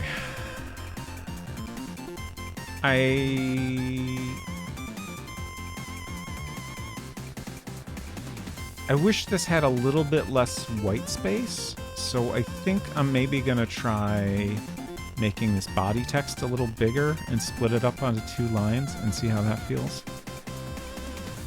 Let's make a copy of this whole thing. Like, it's fine as it is, it'd be nice if we could fill a little bit more of that space, just so it doesn't feel so open. Like, I want this to be up here, like that's a standard spot where we put all of our titles.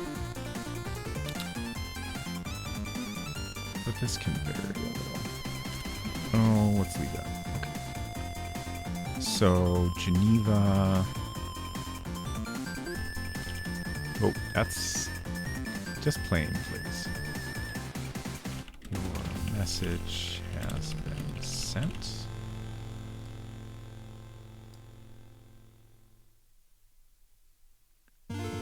.12 just feels wrong. I think because I haven't done anything in that size in the little sweetie UI. But we do have some 10 point. So that doesn't feel too out of place.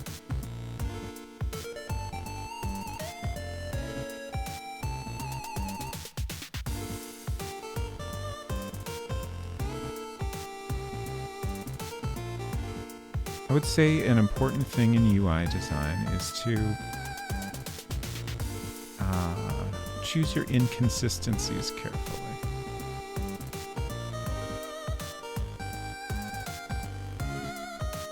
Do we like that better? Or that?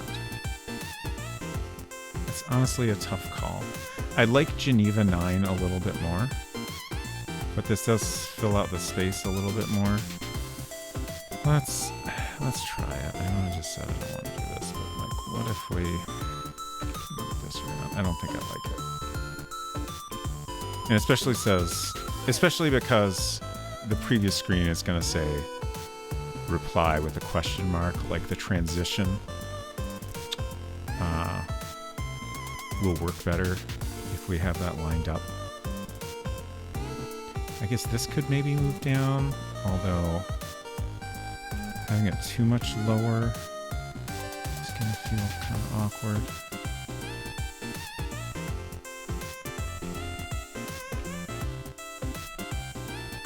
It's tricky. This track is giving heavy Pokemon TCG on the Game Boy vibes. Interesting. This is all Stream Beats by Harris Heller. That one specifically was called Pixel Lounge.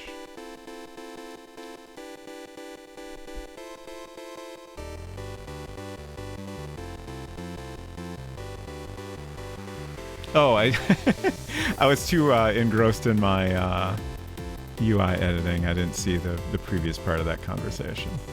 Apologies. Also, thank you on Secret Crush for sharing that. Oh, 2 tracks back. Oh, sorry. I might be able to tell you that.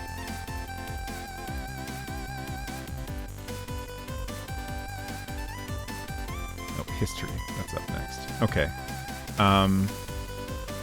So, previous one was Pixel Lounge. Before we had And That's Life. And then before that was Mime Dance. Wait, what? And then before that, we heard Pixel Lounge again. We're not shuffling very well here. Apple Music. It's weird.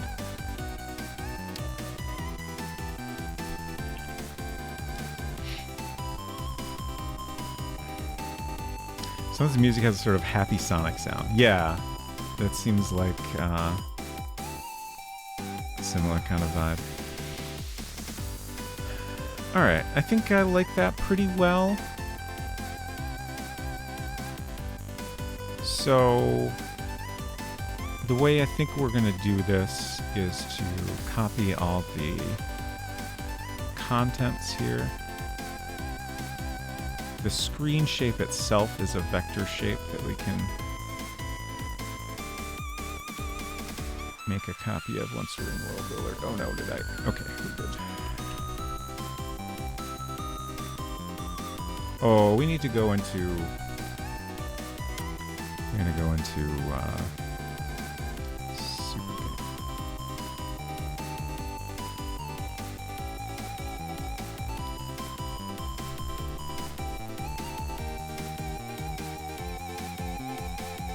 For whatever reason, if we copy a large graphic out of Mac Paint, it gets split up into multiple objects, which is just kind of annoying. But if we copy it out of Super Paint, it comes in the way we want it. Just one big object, which I prefer.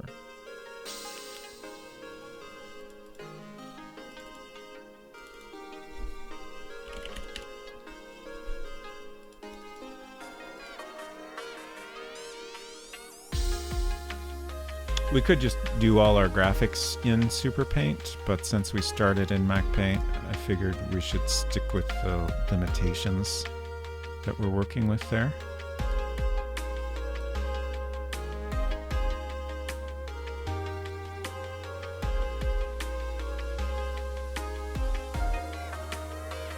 Just to try to keep the style as consistent as we can. Okay.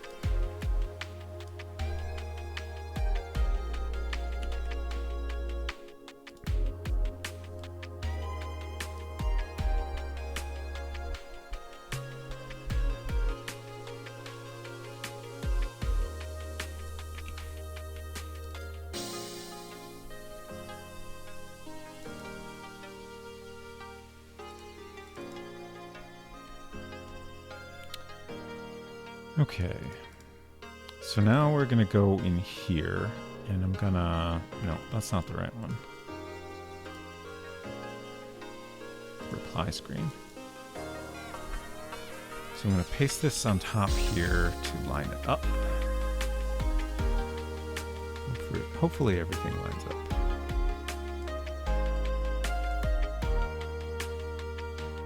Oh, interesting. The reply title is a little bit off.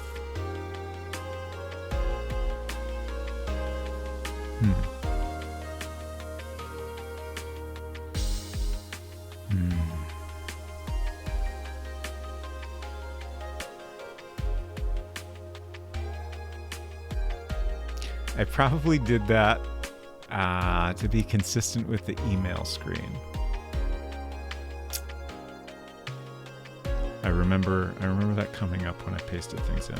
Okay, I'm gonna drop it in as is for now, but then we'll want to make sure all our titles are lined up the same way. Don't need to save that.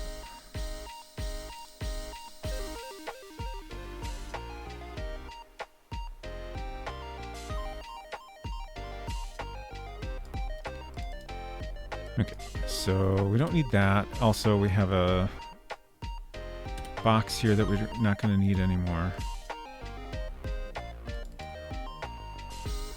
And I'm going to copy this screen shape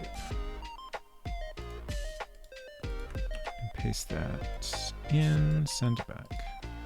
Okay, so that'll just go over top of everything, so like the whole screen will change at the same time.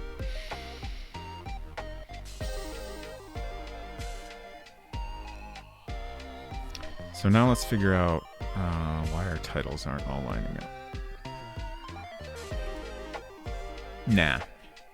Thanks for asking.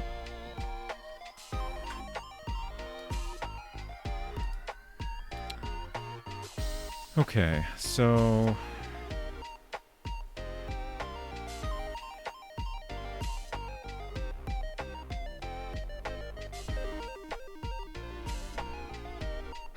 just bought a new truck without totaling your old one. I think that's fine, personally. So right now I'm trying to find... What's our SAS?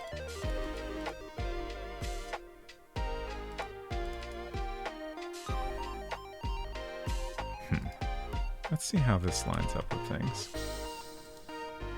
I'm trying to decide which... Okay, so that's lined up with that title. So I think... I wanna get everything lined up with the fewest adjustments possible. So let's see how this lines up. Okay. That's not really...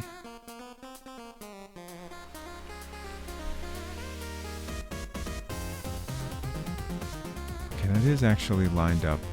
The E is lined up with the M on the left. It's hard to tell. Okay, so I think we want this where it is.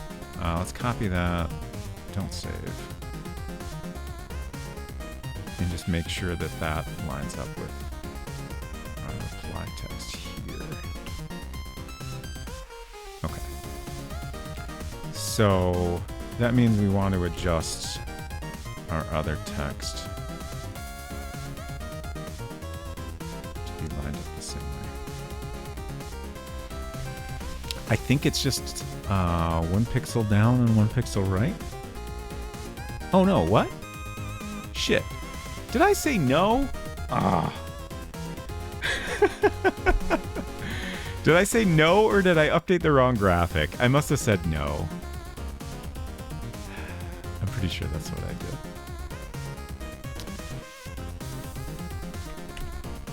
Very me thing to do.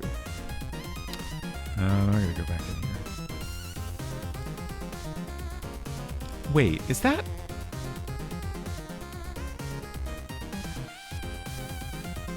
No, I did multiple steps.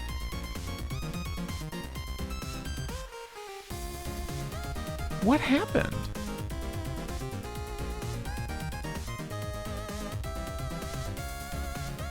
Oh, maybe I left that open? God. I just, I'm trying to make sure of what I did because I want to like...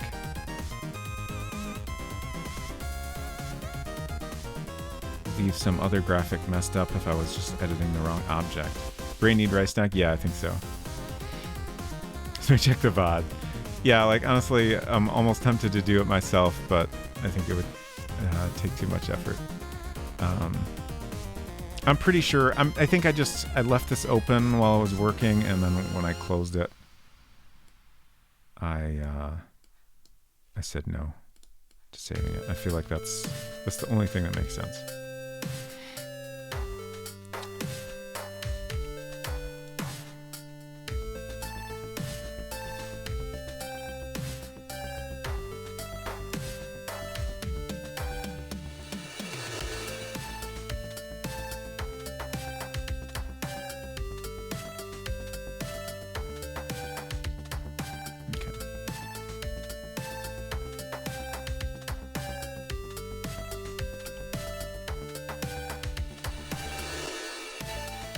You click no? Okay, thank you, Culinary. I appreciate it.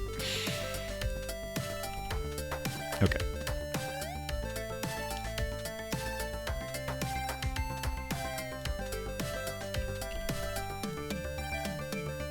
Okay, so now I'm just double checking. Okay, yeah, that, okay. So it needs to go left and up. 1 pixel each. And then it should line up. And then I'll have to copy it all over again. That's fine. Okay, I'm closing this. I'm clicking yes.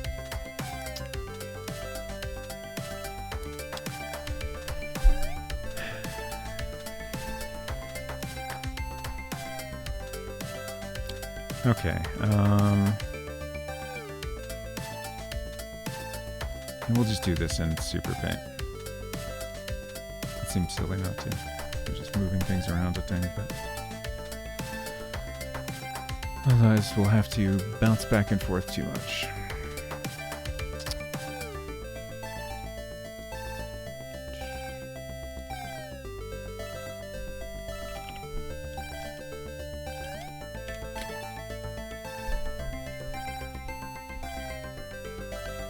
Okay. Not that one. Well, I'm gonna fix this one too. Just to potentially save myself some future accidents. So both screens in this should be the correct alignment. Wait. Yes! Arrow keys! Ah. I love arrow keys. Okay. So glad we have arrow keys in Super Paint. I will probably use Super Paint when I work on the graphics for the Playdate version. Unless I decide to use a modern program. Which is a possibility.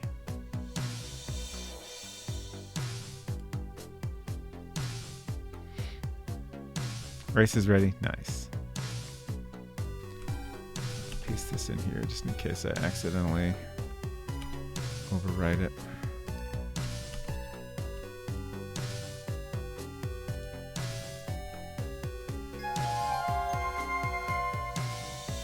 Thank you for the follow.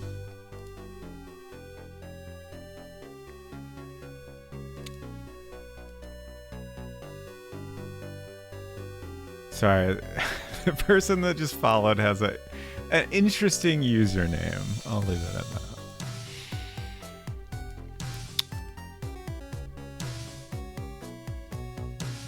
that. What are we doing? World Builder. That's the one. I definitely need some rice. I'll take rice break once we finish this graphic up. How modern? Like Photoshop 1.07 on a Mac SE? No, like if I used anything newer than System 6 era, I would just use something that'll run on current Mac OS or on my iPad possibly. I do like doing pixel art on iPad. I've been using Pixaki whenever I need to do pixel art there. But I feel like for the Playdate version, I want to like kind of refresh a lot of the graphics to get them up to the quality of the more recent graphics I've done and try to make everything a little more consistent throughout. But I still want it to have the same kind of feel to it, or at least pretty close to it. I might change it up a little bit just because, in here I've been trying to do as much vector art as possible, but on Playdate, it doesn't matter. So I could just do pixel art for everything, which means I can get a little fancier with it in places. So that might give it a little bit different look overall if I decide to take advantage of that. But overall, I don't want to stray too far from the style we have here.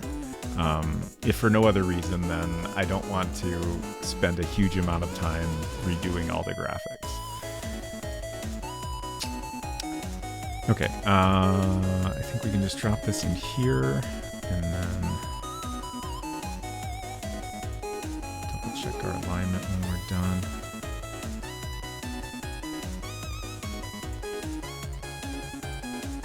Okay, I think that'll be good. Send it back and then delete the one in front.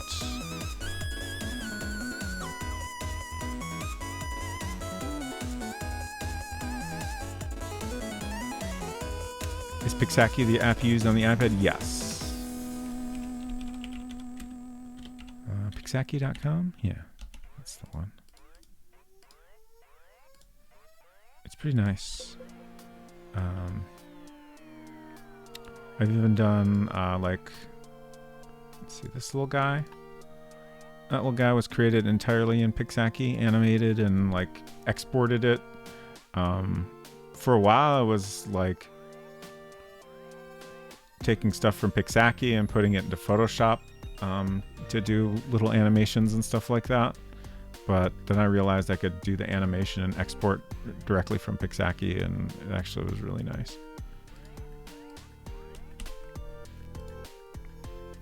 Sometimes I just use Photoshop because, like, when you've used an app for as long as I've been using Photoshop, it's so much easier to do things when you're familiar with the process. Okay, we got our text lined up correctly. I'm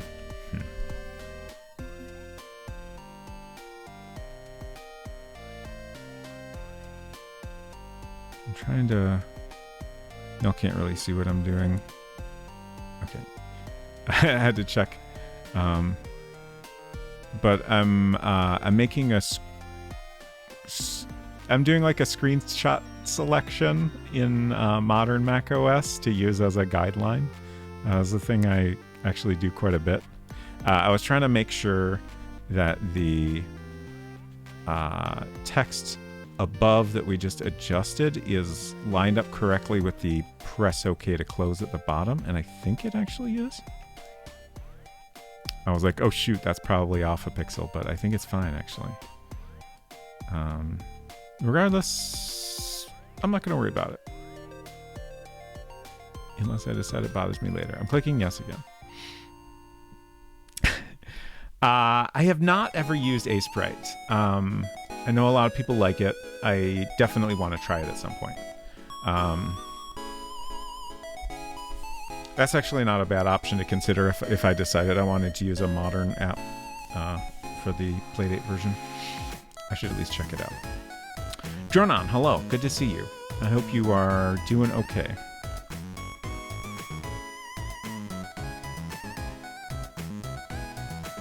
Your egg got overcooked. Oh no. If you want to give me your overcooked egg and try again, I will take care of that problem for you, unless you've already started eating it or don't want to make another egg. Okay, are we ready to try this screen out now? I think we might be. It's fine. Okay. Just wanted to offer.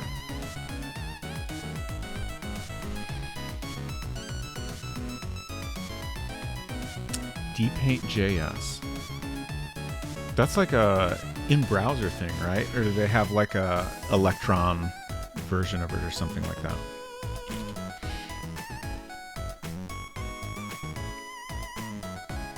Both? Okay. Interesting. Okay, oh, we should close this and open up our save file to save time. Okay. So we just gotta click OK, and it'll take us right there. I'm just kind of... I guess we can go back and try it again if I want to see the transition again. Oh, perfect. I forgot a step. We forgot to put the screen shape back in. But it was funny. Whoops. No notes, thank you.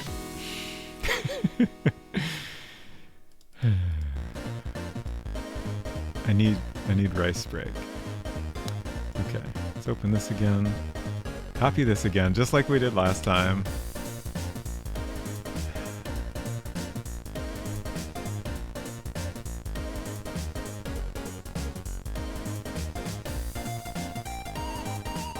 I like its palette stuff. It's got an easy way to convert colors to new palettes, but I find its UI lacking. It feels way too basic and simple to do anything super efficiently. Ah, interesting.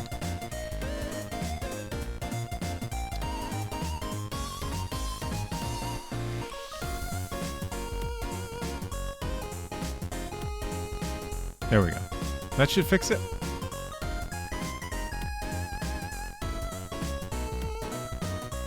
Okay. Just making sure we don't have any extra unwanted shapes in there. I think that'll work right now. Let's try it again. Third alternative, Pixelorama, open source art tool made in Game Engine, Godot.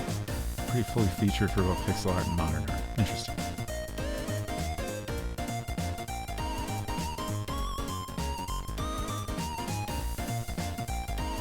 I wish I could just open that test file directly. What if I could drop it on the app? Would that work?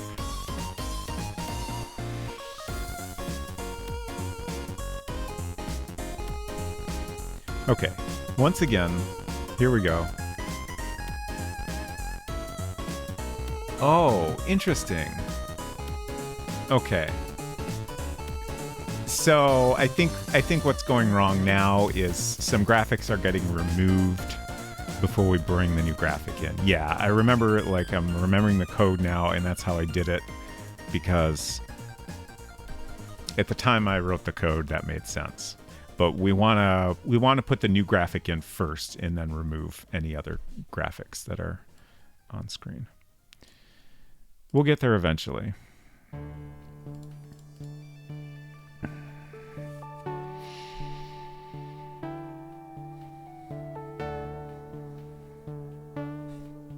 Are you doing that just one more thing instead of fueling your brain with the delicious rice it needs? Yes, but also the one more thing is consistently still trying to finish the same task. I probably should have taken rice break after the first screw up, but see, this is what my brain does. My brain's like, well, we're almost there, so we should just do this one more thing now. If I take rice break now, then I'll have to like refresh my memory on exactly what I was doing. So in the moment, it feels so much easier to just keep going.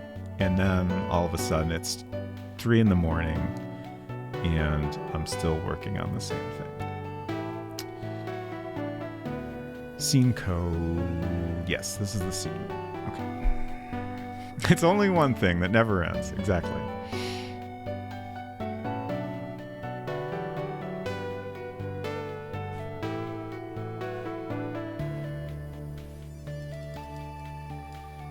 Oop, I think I went too far. Yeah, okay. So PDASRS is our reply sent screen. And we want to move that in first. And then the rest of this is just moving out any other possible object that could be on the screen. First we have all our other reply messages that you can cycle through, and then we have our 2 button states for send and cancel.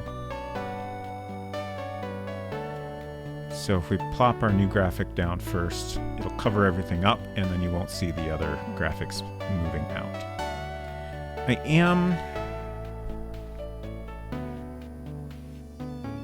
I'm increasingly worried about how some of this is going to look on an older Macintosh. On a really early Mac, I think just like the first couple models, apparently things animate quite a bit differently. We're emulating a Mac Plus, and I have tested the game a while back on a real Mac Plus, and it works pretty much the same as what we've been seeing here. But the couple models that came before that are a little bit different.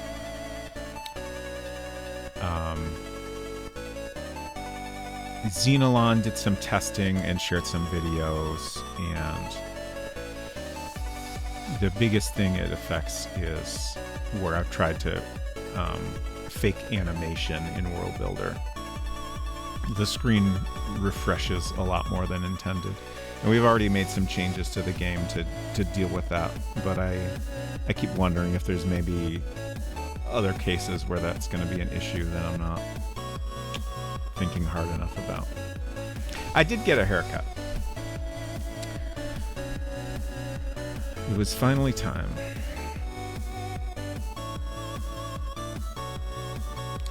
It says, I wonder what it would be like to complete a thing successfully. Same.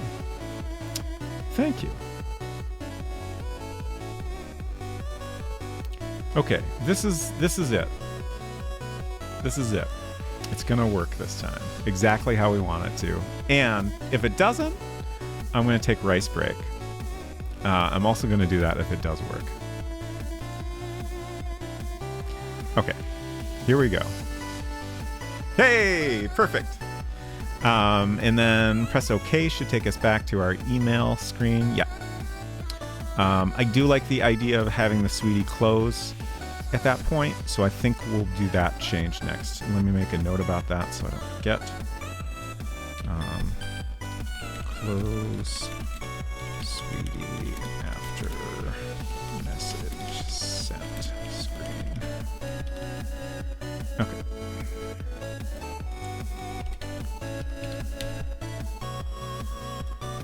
Thank you. And now it's time for rice break. Between 5 to 10 minutes for this break, and then we'll come back and continue. Let's show a different screen while I'm on break. That one's fine. Just don't want story spoilers on screen during break. All right, I'll be back in a few.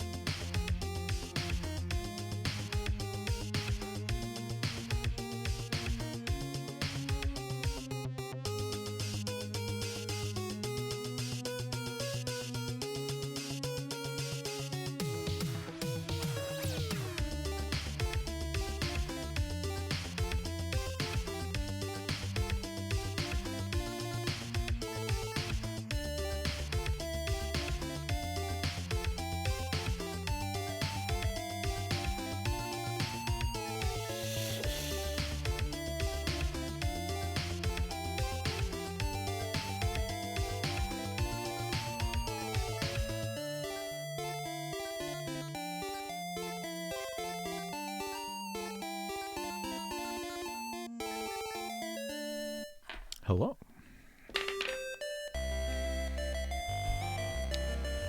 All right. What now? Ah, yes. I made a note for exactly this moment. We're going to close the sweetie after the message sent screen. At least we'll try that and see if it feels weird. So let's see.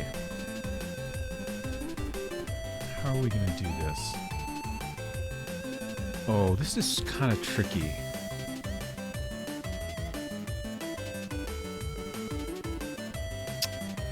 This is tricky because like I would like to have some text that appears after this happens.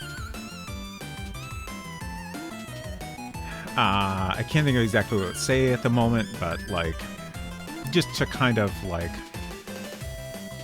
put the player in the mind of the character at this moment. Like they basically sent a final message to a loved one.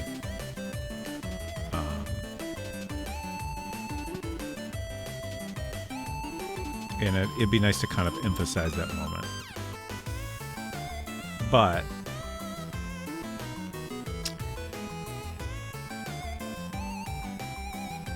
oh no. Okay, I just thought of a solution to my problem, but it also kind of additionally complicates things.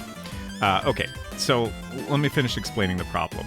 The problem is that it's tricky to have a message appear after the sweetie closes because, you know, in order to make that happen, some code specific to the scenario needs to run in the next screen they go to for that to happen. The Robot Spacer Classic, indeed. So ideally, that only can happen in one space, in one scene. And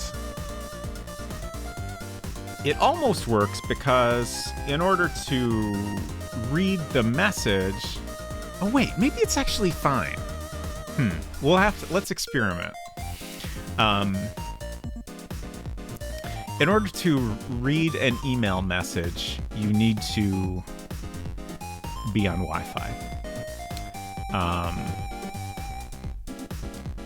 But I think the way the game is set up now, if you like open an email and then close the sweetie and then go to a different screen, you could open the sweetie again and then get to the reply screen.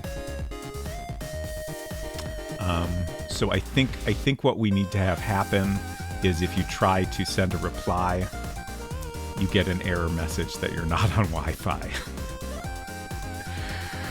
Which, like, in a normal programming scenario, that would be fine and not that big of a hassle, but in the constraints of World Builder, it's like, oh god, this is gonna take an hour or two to get everything set up right and make sure it's all working correctly. But let's test and make sure that this is actually a scenario that can happen. Okay, so let's close this. And actually, we might need a different test game.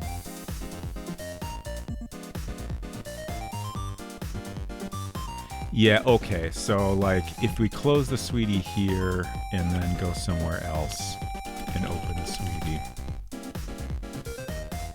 Yeah, we're on the reply screen. So you can send it from here. And it says your message has been sent. And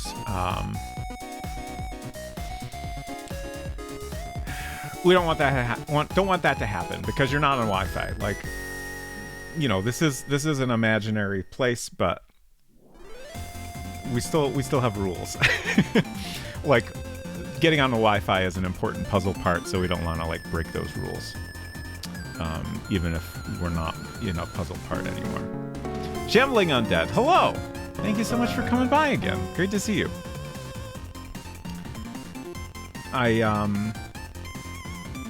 I lurked briefly in your Shadowgate streams, but I was always busy at the time, so I didn't have a chance to say hello.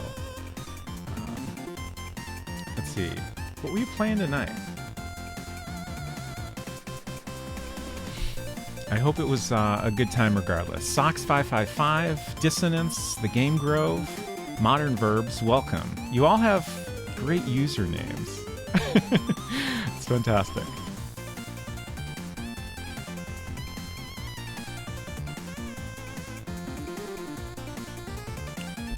So we're working in a old Macintosh emulator here, running System 6, and we're using a program called World Builder from 1986, created by William C. Appleton and released by Silicon Beach Software.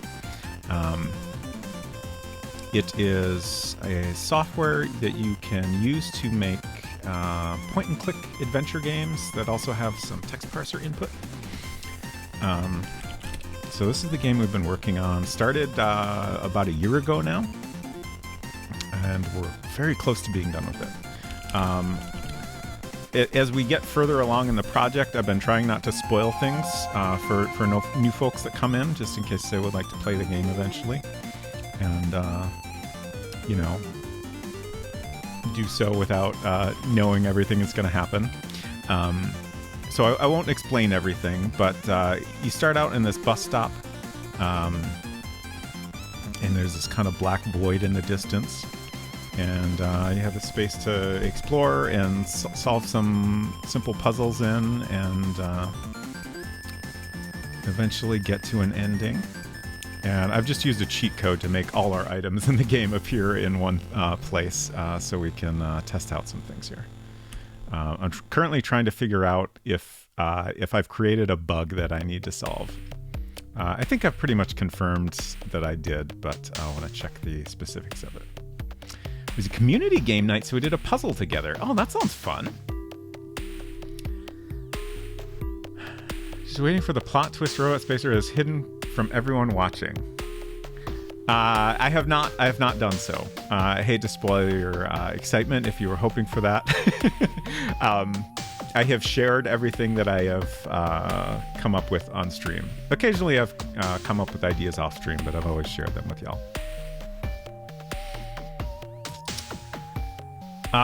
Oh, you'll like my my Cool S? Cool S, you think to yourself.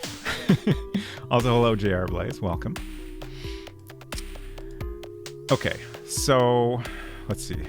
I'm just going to go through a bunch of stuff real quick. Again, like I said, I don't want to spoil too much here, but so I won't narrate what I'm doing too much.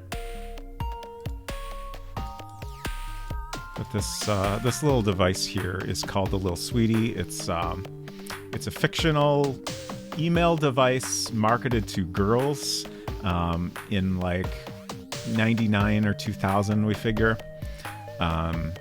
It's a very weird email device in that it doesn't have a keyboard. It does have this sassy little mascot character that can write replies for you, which is honestly a much better way to do email, I think. So I'm just going through some steps here to get us to the point where we want to test some things. Okay.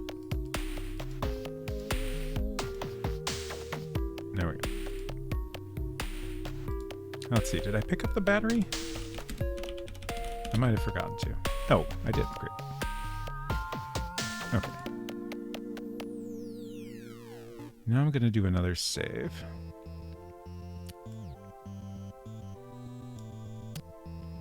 We'll name this test 2.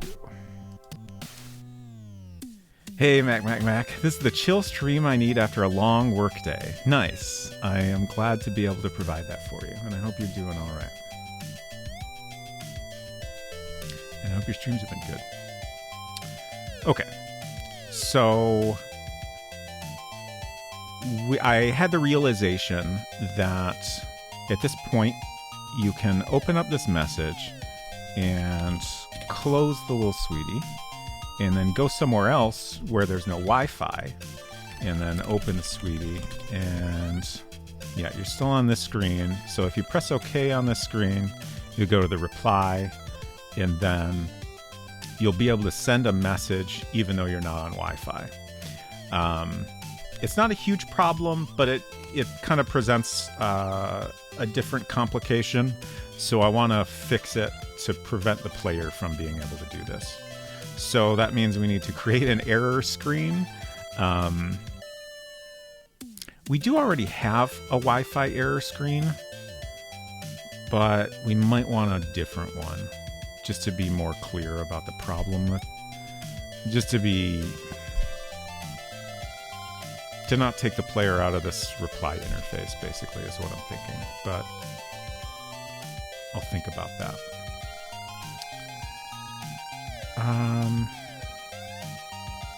Let's go back.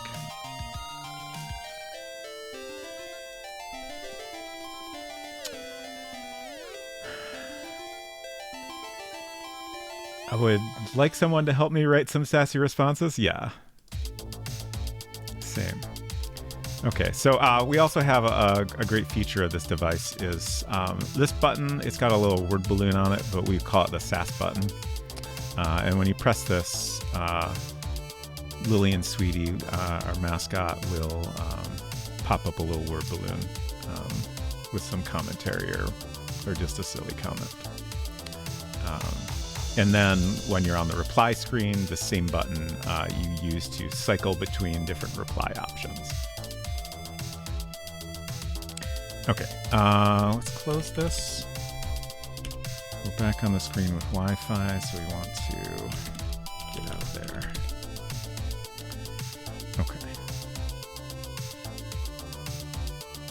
Okay, so there's our error screen.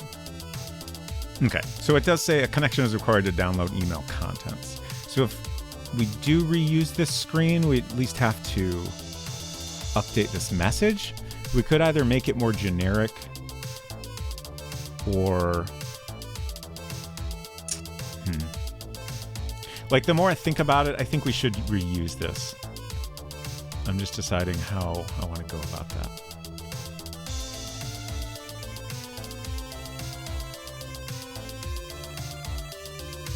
What's the wording I can use here? I mean, I could just say a connection is required. I would like to kind of keep the length of this text so it doesn't goof up the layout too much. To send or receive email contents? That's not bad. Thank you. Okay, let's see how that fits in the space. I think it'll work. Okay, so that's...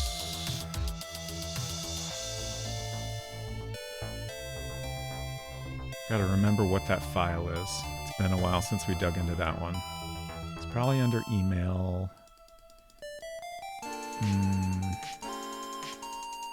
Maybe not. Maybe PDA? There's so many possibilities. We might actually have a Wi-Fi. No? Okay.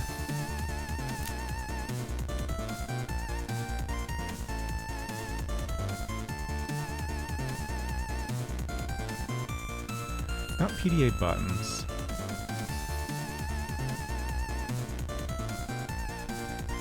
Oh, email UI error. There we go. That's the one. Perfect. Okay. So we're just going to save as.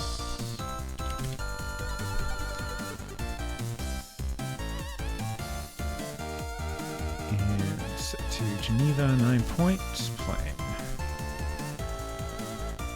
Okay, so a connection is required to send or receive messages?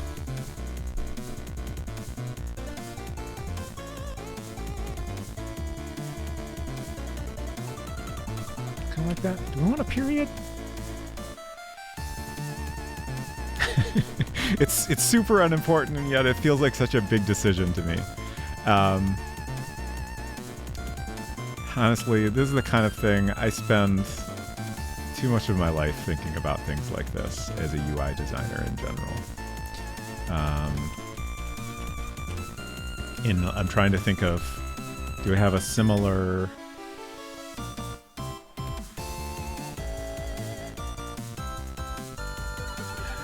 similar scenario? I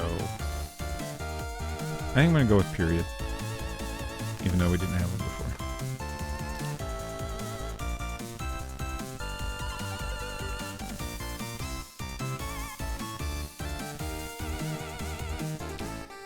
Now I'm just trying to figure out how to get this text lined up perfectly.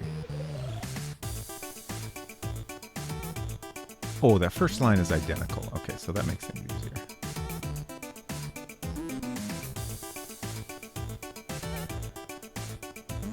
There we go. Perfect. Yeah, that looks great. Okay, so the next question is... I should have checked this before. I don't remember how we split up this graphic. Like, I think Lillian is probably a separate object in this button. I'm pretty sure the choose a network is. But we'll just go check on that real quick before we bother to copy anything. Thank you, Silver.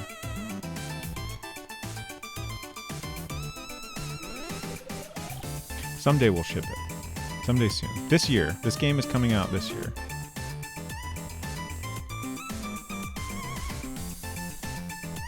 I think I would, well, I was going to say, I think I would even say the first half of this year, but then I remembered how we still have to, so I've kind of mentally and out loud committed to creating box art for the game, which, you know, obviously I have to do that before I release it. And I wanna keep that kind of period appropriate as well. And I feel like typically a box cover at the time would have like traditionally created artwork, often like a painting or a drawing or maybe like some kind of photography. But I want to try illustrating something for the cover, basically.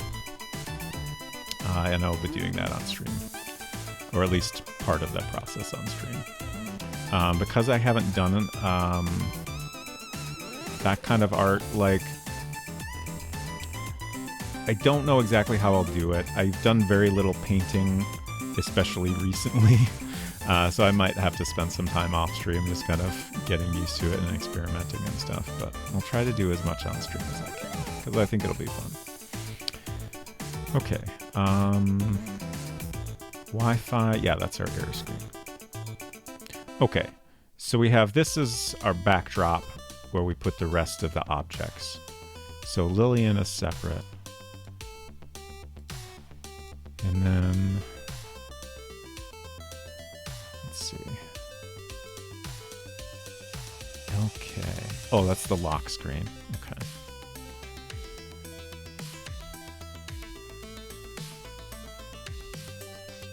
There's a lot of confusingly named objects here for technical reasons. Like, I literally had to shorten. So the way you refer to an object in code is by its name, which for certain objects, that name could also show up in the game. But these are immobile objects, so the name will never show up in the game directly. But we reference these objects in code using their name. And there are pretty strict character limits on how much code you can have in a given scene.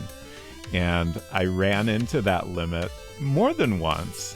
So I had to keep really concise and abbreviated object names for our PDA objects, just to get all the code in that I needed.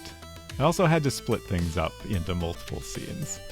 The limitations we're working with here are pretty complex to manage when we're pushing the limits of what this was intended to create. But these should be okay. So this is the screen we're updating. Let me look at these other ones here. Okay, so we have the same text in the other objects, but it's all separate. Okay, so we just have two screens to update. But we'll copy this one bit of text by itself and then plop that in. Easy. The year is 1/4 done. Don't tell me that. Try not to think about things like that. Have you ever used oil pastels? That might give a cool look, and I might have some lying around. I don't think I have, but I'm potentially willing to try. Do I have? Oh, I have a text file somewhere. It'd be fun to share the kind of reference I'm working with here. Shoot. I know I have it somewhere.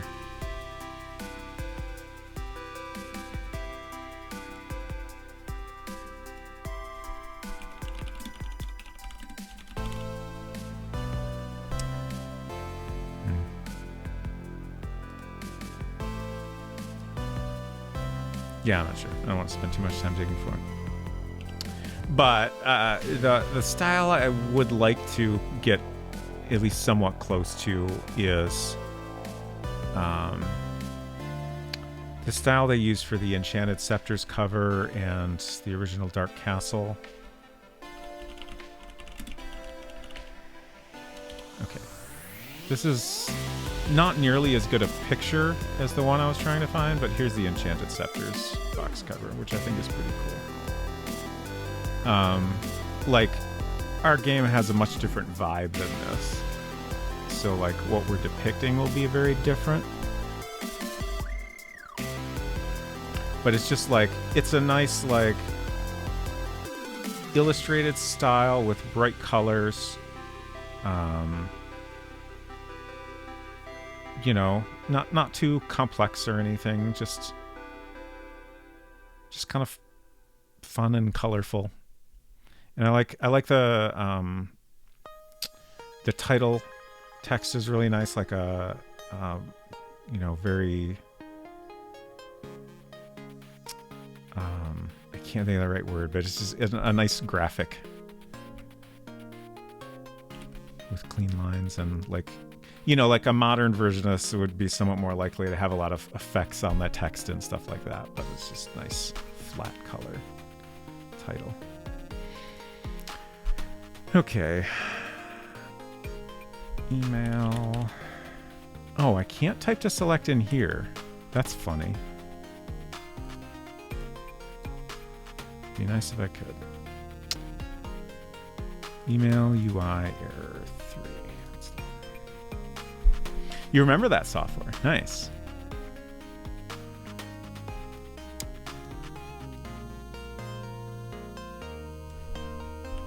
Okay.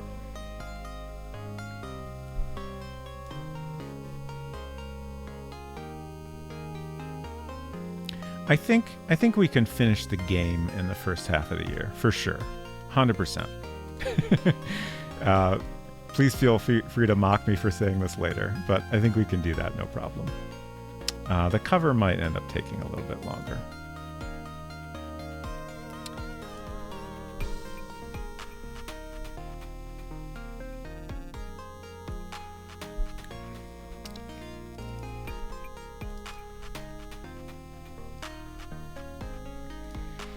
Okay, scroll down to that graphic again.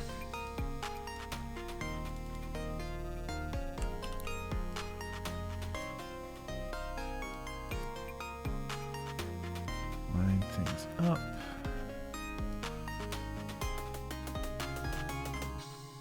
I wish we could use arrow keys in World Builder. Okay. Send it back and delete. Perfect.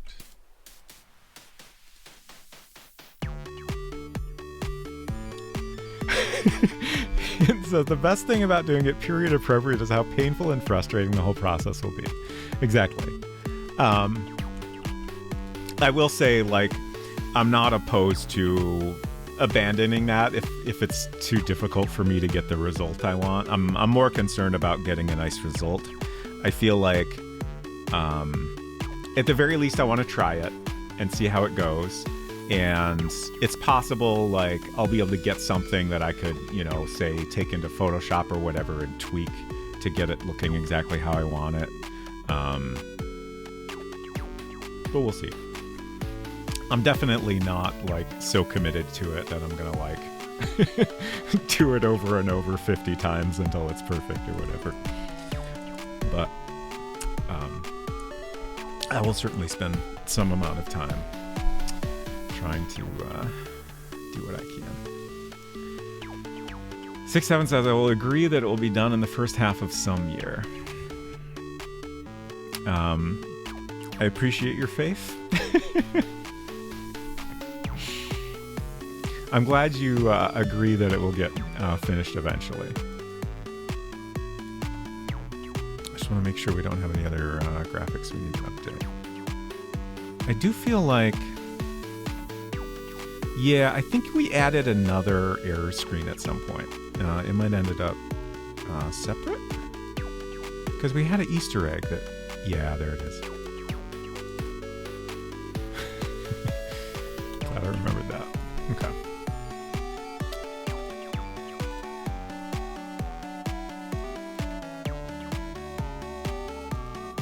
I'm pretty sure that's it. I really wish I could sort this list in a way that's not painful. Okay. So now we have to make some adjustments. So basically what we're going to do is when you try to send, if you're not on Wi-Fi, then we need to go to that screen. And that shouldn't be too difficult because it should work in mostly the same way as the other scenarios where that happens. Like, I don't think we'll have to change too much code to make this work. I hope I'm not wrong about that. But first thing we need to do is I want to look how we set this up for our other screens. So let's open up this code.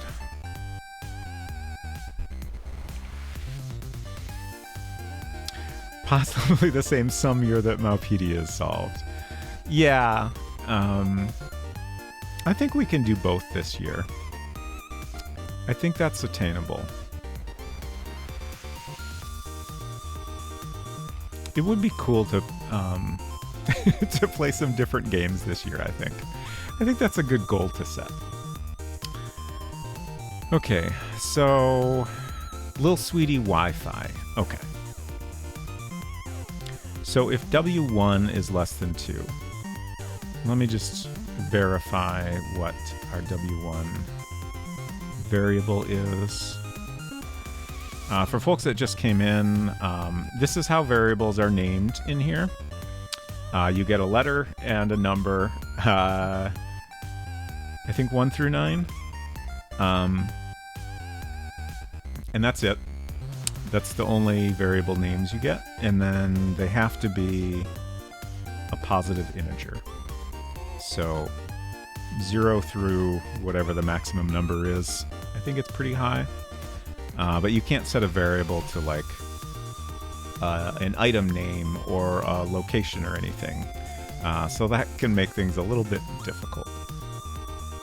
And also I have to keep a list of what all my variables are. I was initially keeping them in my notebook, but that became too complicated because they're scattered. They're scattered across many different pages because we had a lot of other things going on in my notes. Here's some of them.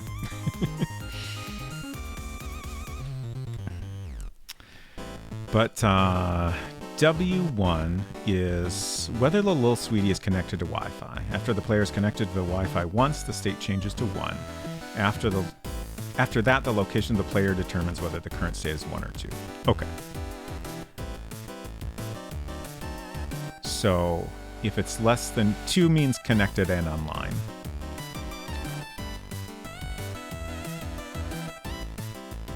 Okay. So what we're doing here is if the player presses OK and they're not connected online and they're on certain screens of the email device, then we take them to the Wi-Fi error screen. So we're just going to copy this whole chunk and paste that into our other screen. And then modify it, of course. Okay. So, same scenario we want to go to when they press OK, because that's the scenario where we need to check. This is our current code that takes them to this object. Here is our screen that says the message has been sent, so we want to make sure we put this in before that. Oh, actually, we can order this a little different. So I'm going to delete this and this. And we're going to put this inside of this check here. Okay. So if they pressed OK and this button is the send button, if the send button is what's selected, basically, and they don't have Wi-Fi, then we move the player to the Wi-Fi error screen, and then we will exit to make sure nothing else happens. So that should work. And I think that's all the code we will need there. Then we just need to add some code to the Wi-Fi screen to make sure they come back here after they get on Wi-Fi. Let me look at some... Oh, God. I meant to hit cancel there, not no.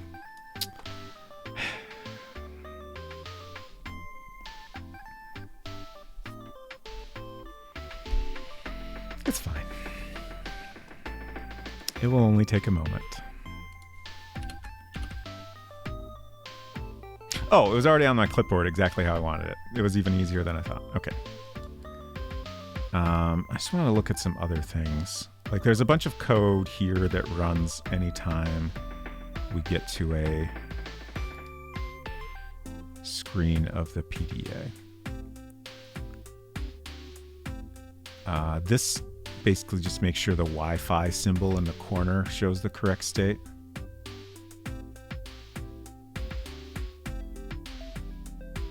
That should all work fine.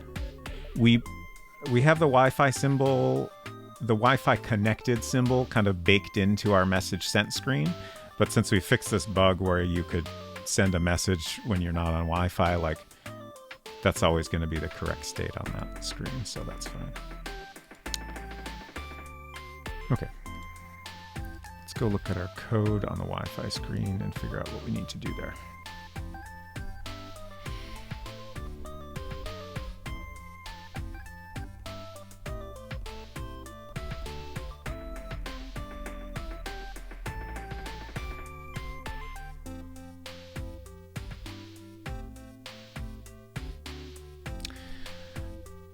Sometimes I remember to speed up my emulator before I close these windows, but not always, and then it takes a little bit. Let's do that now. Okay. You can't write comments in this programming language, so that's why it always takes me a little bit to remember what all this code does. It's also just kind of messy code because of the limitations of the language. Okay.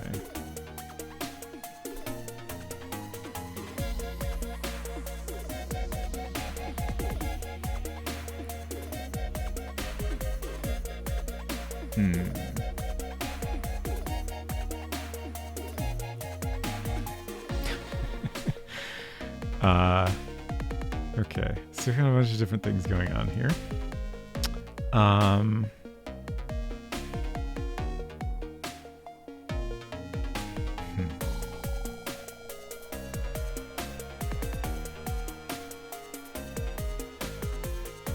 So error 1 or error 3, which are those?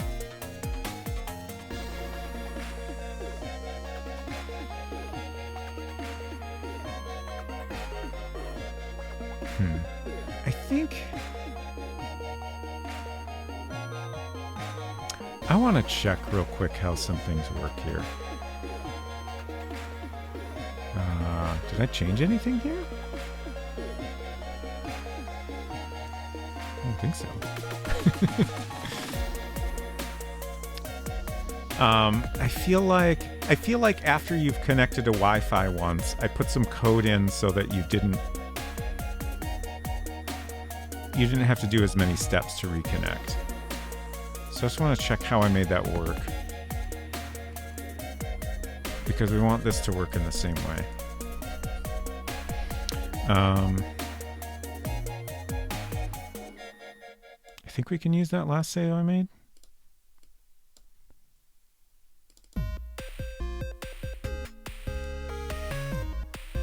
Okay. So, shoot. I goofed. I went too far.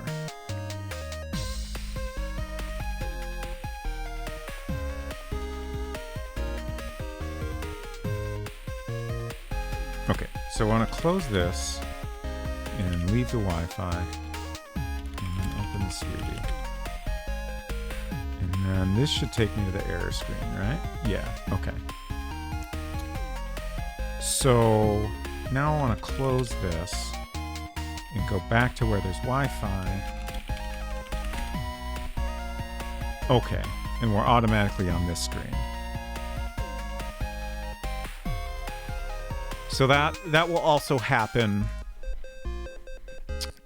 when we're replying to the email and we get an error. Like the code is already working so that when we come back here and open the Sweetie again, we'll be on this screen. So the thing we need to update is if this graphic is showing and you press OK, then we need to go back to the reply screen instead of the email screen.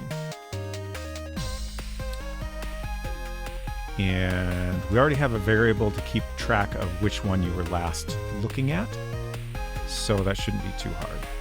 We just need to check that variable and take you to the correct place.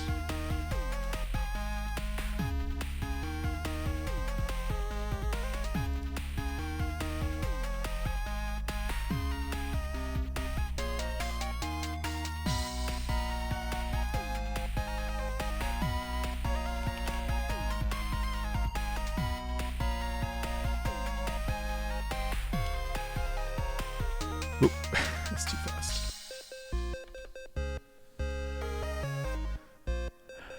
Okay, so I think that's the same code we were just looking at. I wanted to make sure I was doing the right thing before I did it.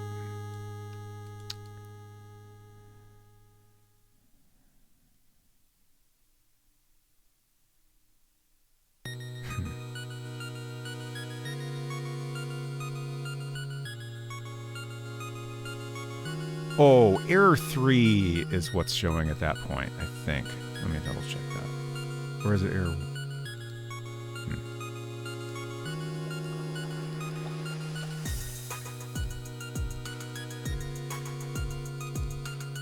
Yeah, okay. Okay, so it's this block here we need to alter.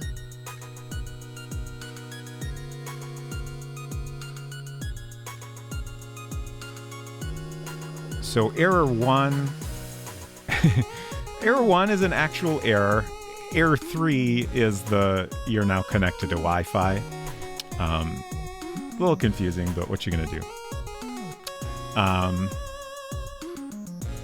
But in either of those scenarios, it's appropriate to go back to where you were before. Paintface07, welcome. What were you up tonight? Building a Golang Mud TUI game.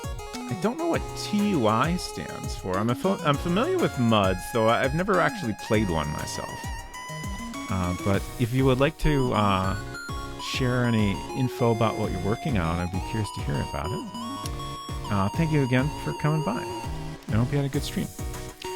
We're working on a game in World Builder, which is a program from 1986 for the original Macintosh. And we're making a little point-and-click adventure game. It's also got some text parser stuff. It's kind of a weird mishmash of point-and-click and text parser because it was one of the very first point-and-click adventure game systems. I think my little sweetie just went out Wi-Fi range. I'm sorry to hear that, Hinton.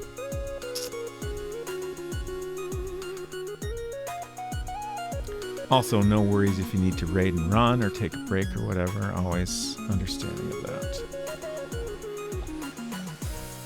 Okay, so we need to add a variable check in here. Should be pretty easy now that we know what we're doing. So I'm just scrolling through my list here. Lil Sweetie location. So we have L2 is our variable that keeps track of the last Lil Sweetie screen the player was on. This is used to determine which scene to show when the Lil Sweetie is used. Also, can I just say, I'm so glad I wrote this all down in a document on my computer and put detailed notes about how each variable is used when it was all fresh in my head. It's extremely helpful now. Originally, I was thinking that after I released this, I would put all the source code in a GitHub repository or something, and then also include some notes about what different things are and just kind of some general info about World Builder. So I figured it would be useful to have this all documented for when I eventually do that. But turns out it's helpful now also. TUI is Terminal User Interface. Oh, okay. We're using it as an opportunity to try to make a multiplayer client-server game, not using a pre-built engine. Nice. That sounds very cool. Built in Golang. I have done a bit with Protobuf, but trying a lib that makes it easy to generate client-server code from a Protot definition. That's a bunch of stuff that I'm not familiar with, but it sounds great.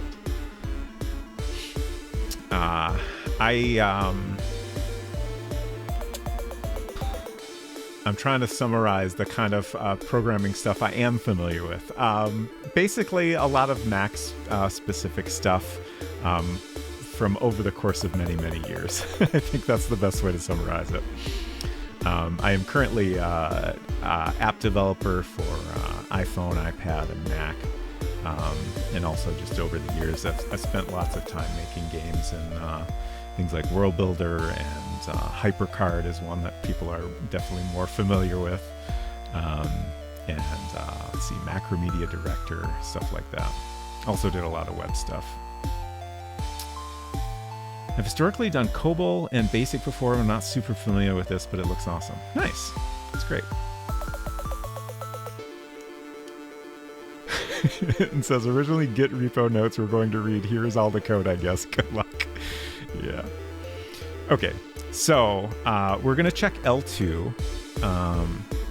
So, whoops. I'm typing in my notes instead of in World Builder. So if L2 number equals 6, then we're going to take you to our reply screen and then exit. Just copy this and change the location.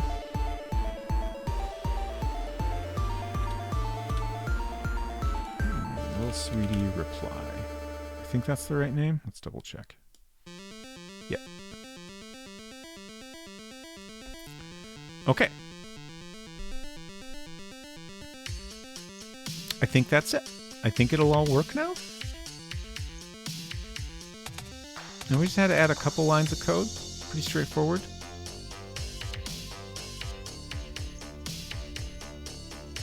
Always feels good when you can deal with a new complication like this with very little additional code. Makes you feel like you did a good job, planning ahead to make things flexible and work in a variety of scenarios.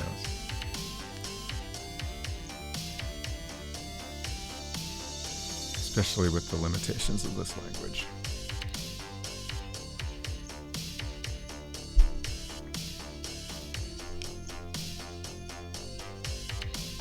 I forgot to speed up the emulator when I closed that. So for folks coming in, the limitations of this language I'm referring to, there's no functions, there's no comments. Variables are a letter and a number, and they can only store a positive integer.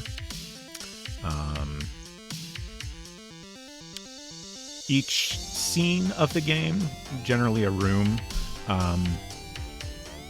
has its own code, and then there's global code. Both of those have a limit of around 8,000 characters, which is not that hard to reach if you're doing something complex, especially in the global code. So there's all kinds of fun things to worry about. Okay, are we ready to test everything we just did? I think so. Optimize for change is my entire programming manifesto. I think that's a pretty good one.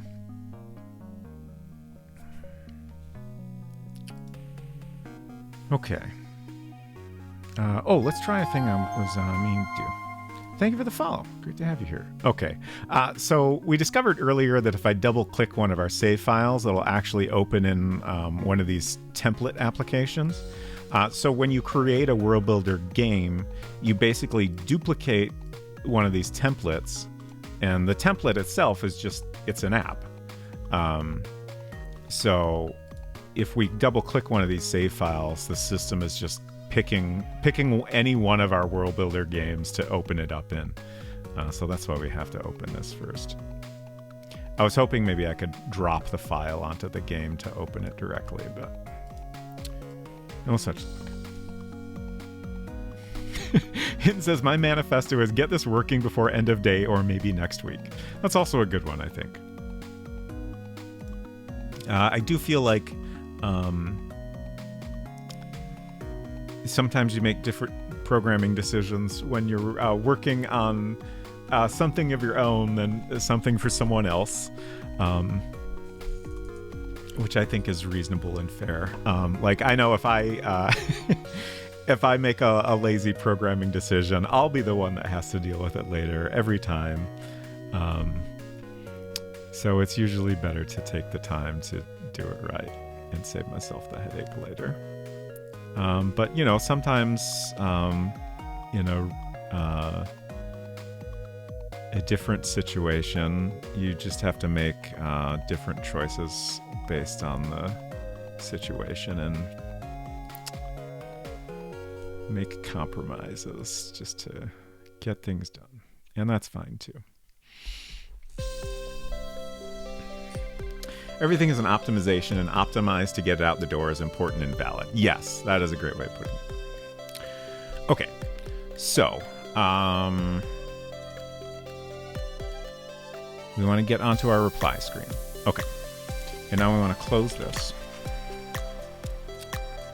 Culinary says, I like it when I build software and it isn't busted all the time. Yes, me too.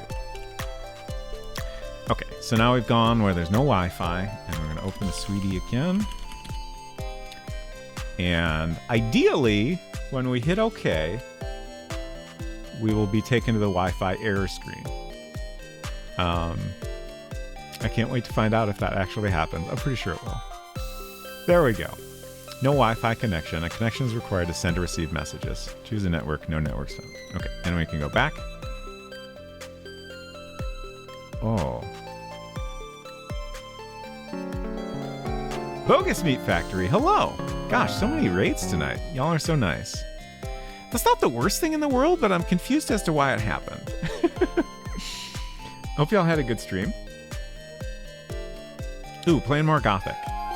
I'm not too familiar with that game, but I hope you've been enjoying it. I have peeked on your streams a little bit now and then. And it looks like a good time. Sakura, good to see you as well. Vinyl Minty, hello. Love the layout, thank you. I'm rather proud of it, I must say. I'm glad you appreciate it. Okay, so I gave this spiel so many times tonight, but I will do it again, happily. We're making a game in World Builder from 1986 for the original Macintosh. It was originally created for a game called Enchanted Scepters, which was one of the first point-and-click adventure games. And it's an interesting kind of combination of like point-and-click mechanics. We got menus where we can choose different actions, and then you can also type things over here. And we're making a weird little game in it, and we're kind of pushing the limits of what World Builder was designed for, and having a good time. Crank that Bundy. That's what I'm doing. So it's kind of like a mud? No. At least not my understanding of a mud. Which I think is correct. We were just talking about muds, and I think I said out loud that I've never played one myself, but I have seen some other folks play them. But yeah, we have a graphic area over here, and then we have text over here that let's see if I get to an area that is a little bit different. So I have a cheat code here that'll drop all the items here. So we can say get potato. We now have the potato, but you can also click to pick something up as well. And then you say drop potato. So you just get some flexibility of how you can do different things. And then you have like navigation and some basic commands in here as well.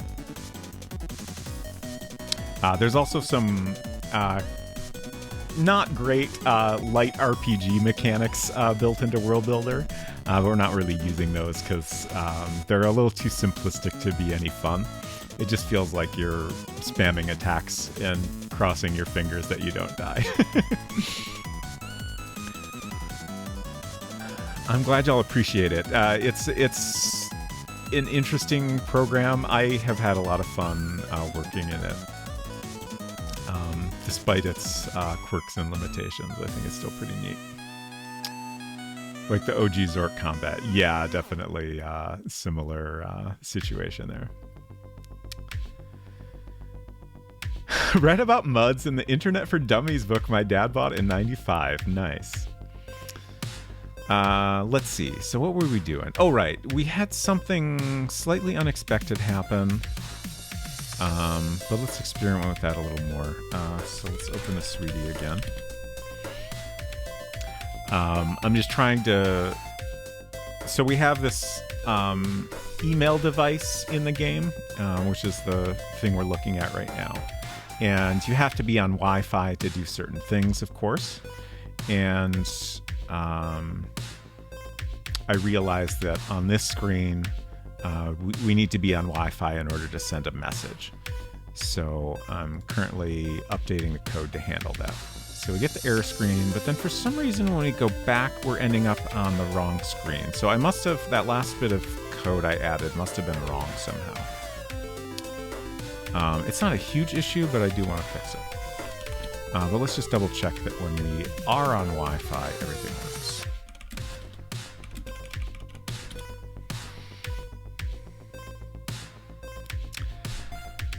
Sakura, have a great night. I hope you sleep well and appreciate you stopping by.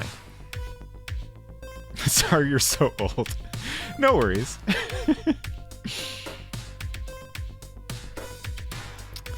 Okay, so now when I click send, your message has been sent. Great. Okay. So half of what we did worked correctly, which is more than usual. So I'll take it. If it makes you feel better, I've attained the age where sitting in chair causes injury. Whenever people my age, sometimes younger, sometimes a little older, talk about like bodily pains just from like sitting or whatever, like I feel very fortunate that, knock on wood, I have not really had a lot of those types of issues myself. But I do also have plenty of other old person problems. So it's not like I'm, not like I don't have any issues to deal with. But I do worry that I'm eventually going to hit the point where my body just starts aching in different ways.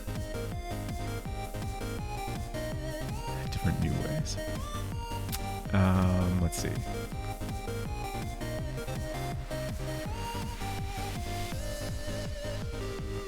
From conversations with my coworkers, I turn into dust weekly. Oh no. To be fair, my cheer problems are due to poor maintenance of my skeleton and muscles. Sure, but like, I mean, I have also done a poor job of maintaining those things. Okay, so we want to go back into Little Sweetie Wi-Fi.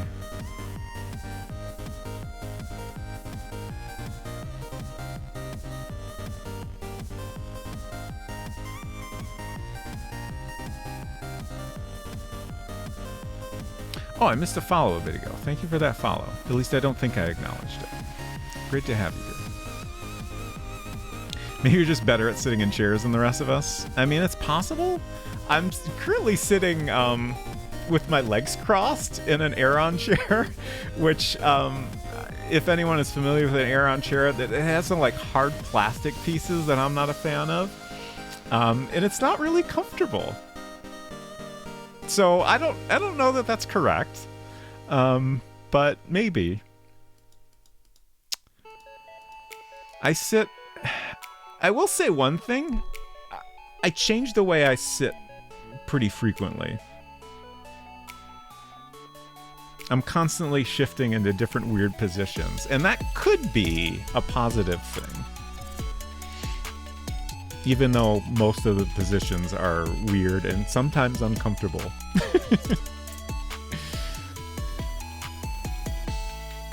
By any chance did the internet book include a walking, talking cucumber?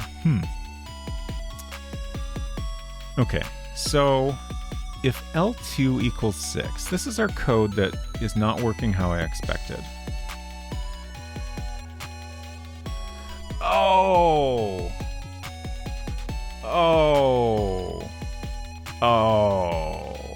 Okay. We can't use this variable. We gotta make a new variable. Or possibly reuse a different one that we have. So the thing that's happening here is when we get to the reply screen, L2 is set to 6. But when we get to the Wi-Fi error screen, L2 is set to 5. This variable is used so if we close the Sweetie, if we go back to the physical game world instead of looking at this close-up of a device, when we pick up the device and look at it again, we're always on the same screen. So I thought I could reuse that, but I can't because it'll always be set to 5 when we're on this screen. Robot's friend says, hi, yes, sitting incorrectly in Aeron chairs is important to my working process. My work chair now is an Embody, which I find significantly more comfortable. It doesn't have the hard plastic around the edges, which for the different ways I sit, I frequently find those too hard. Like it's a good chair. I think if you get the right size for your body and adjust it correctly and sit in it properly.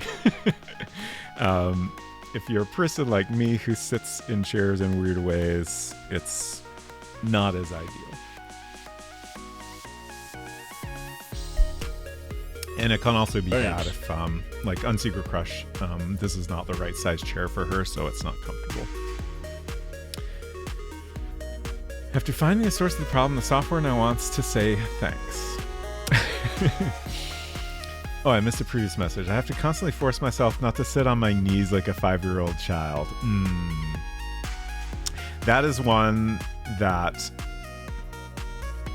like, I can still do that relatively comfortably, but I definitely am at a point where I need to remind myself not to do that so much. Because I will regret it a little bit later.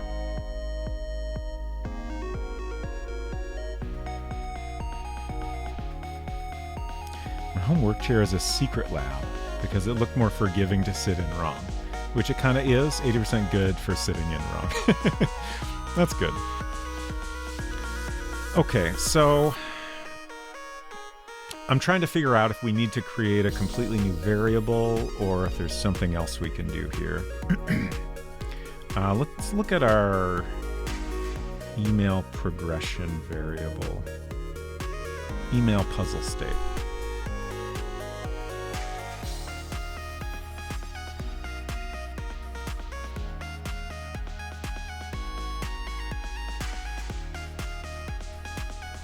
I don't think that's a good one to use here. I think we might need to create a new one.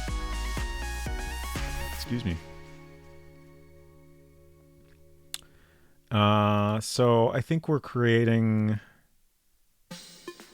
Ooh, how are we going to do this?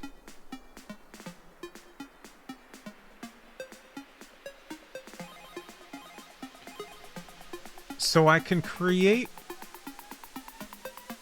a variable that they're on the reply screen, but then I have to make sure I set it back when they leave. I suppose that's not... I don't think that's too hard.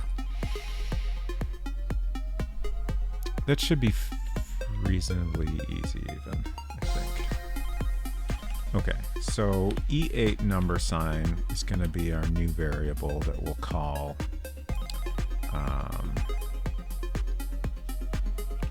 email reply screen. Well, it's been so long since we added a new variable.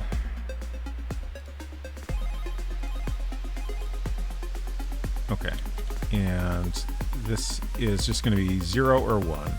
So it's going to be set to 1 if the player was last on the email reply screen. I'm typing in my notes app, which isn't on screen, just to clarify. Usually I try to show what I'm doing, but it's not worth the effort in this case, I think. And I'm going to say this is used to take the player back to the correct screen from the Wi-Fi error screen. Okay.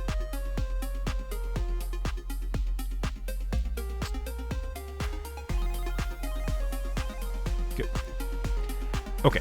So then we're going to update this code to check for E8, and we'll check if it's set to 1. And that's the only change we need to make on this screen. Bo's Meat Factory said, I sadly must get some rest. Time to lurk. Good Godspeed, good sir. This absolutely looks stellar. Thank you so much. I appreciate you coming by again, and I hope you sleep well and have a good night.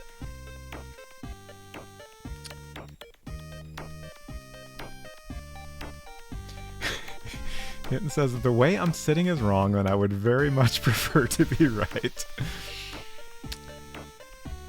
Hunziker Crush says, I have lingering problems related to a weird-shaped bone in my hip joint, tearing a ligament and requiring surgery that is more commonly done in serious athletes. Doctors kept asking me how the injury happened, and I was like, nothing happened, it's just like this.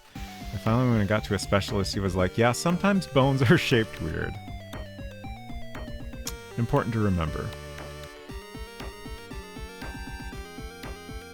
Efton, hello. Game Dev Jeff, hello.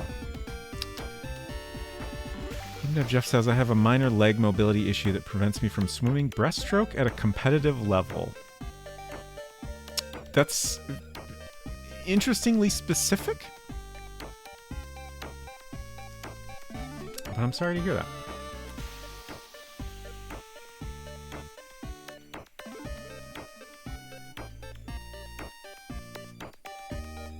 And I hope y'all are doing well.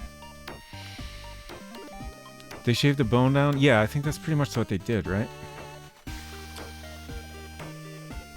They gave me a copy of the x-ray and I was like, see here, that's your weird pointy bone. And I could not see a damn thing, but allegedly they fixed the ligament and reshaped the bone. It's tough during swim training every Wednesday morning. It does kind of have Halloween vibes, doesn't it? I like this song though.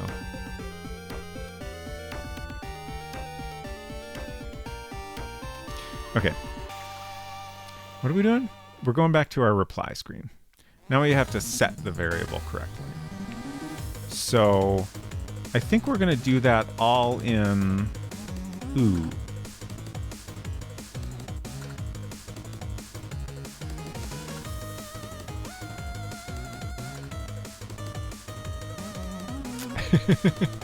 Sorry, I had a different thought than what I was just about to say. I was gonna say I think we're gonna do that all in this screen, but I think we can do it in a slightly different way that will be simpler and should work fine. And ultimately, if anything goes wrong with this code, it's not a major issue, because the worst thing that can happen is what we just saw. You connect to the Wi-Fi, you're taken back to the email itself instead of the reply screen, but you can always very easily just click OK again to get back to the reply. So like, that's the worst thing that can happen, just because we've set everything else up reasonably well.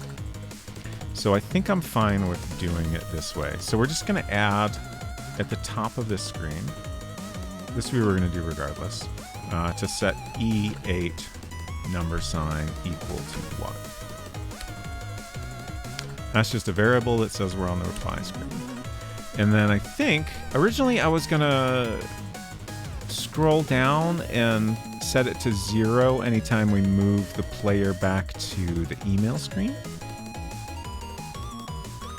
But I think it might be slightly safer to add this code to the top of the email screen itself. Because then, you know, if later on we add other code where we need to send them back to the email screen for some reason, like, we don't have to worry about adding this code there as well. It's already taken care of.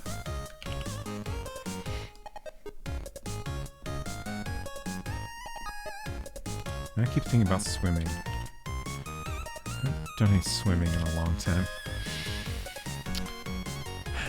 One year we had 12 extended family members together for a reunion. An aunt, sort of, had an illustrated encyclopedia of human disease, and we spent a morbid evening flipping through it. Oh yeah, I caught that once. That sounds honestly pretty fascinating.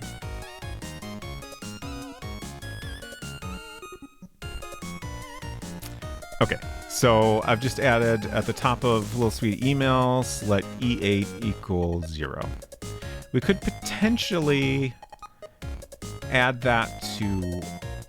Obviously, we don't want to add it to the Wi-Fi screen, or we'll end up in the same scenario we were trying to solve.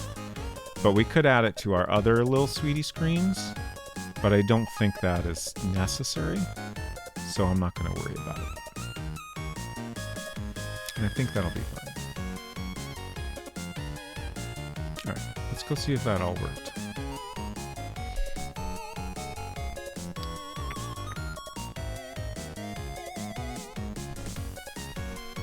Well, this must be on...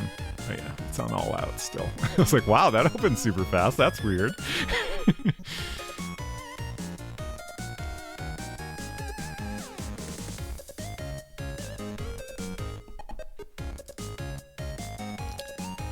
Okay. So, reply screen. And then we're going to close this. And leave the Wi-Fi area. The Sweetie again. And I'll try to send it. And we get an error. Connection is required to send or receive messages. We'll go back. There we go. Back to the reply screen. Okay.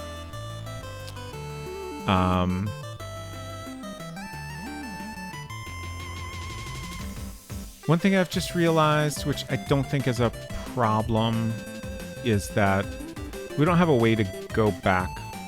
Oh no, we can say no thanks. That's right. I forgot about that. Okay. I was gonna say we don't have a way to go back to... Oh, that is kind of true. We can't go back to the emailed list. We can only go back to this message. Because normally OK on this screen takes us back to the email list.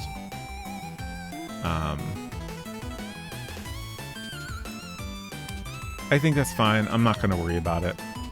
I originally wanted to have selectable buttons on the email content screen, but I just decided that we didn't have the space to spare. Okay. Excuse me.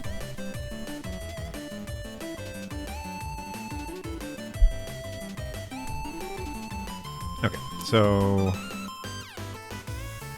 now I want to close it with the error screen open, and then open it here on the Wi-Fi, and we're automatically connected, and then when we go back, we're on the reply screen again. Great. Perfect. It's all working perfectly. We're not going to get to... I was so sure we would get to working on our final art for the game tonight. At least get started on it, but it's looking like that may not happen. Let's see what else is on my to-do list here. I want to get as much of this part done as we can. So let's see. The thing we need to do now is the whole thing I was talking about that led me to realizing that issue, which is that once we've sent the message, which we've now set up so that can only happen at the library, what we're going to do is, if you press OK, instead of coming back here, it closes the device, and we're going to have some text on this screen to kind of give you the character's thoughts at that point, and just kind of describe what she's doing and how she feels about it. One thing I just realized is because you can choose the reply you send, and at least one of them is going to be silly because, you know, that makes sense for the little sweetie device.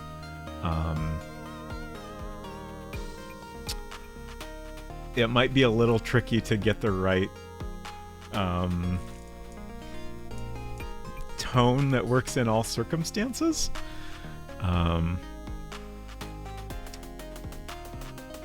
We could potentially customize the text that appears based on whether or not you choose a goofy or a serious response. That might be fun, actually. I kind of like that a lot. So I'll see if I can make that work. Let me open my notes here so I can write myself a reminder about this.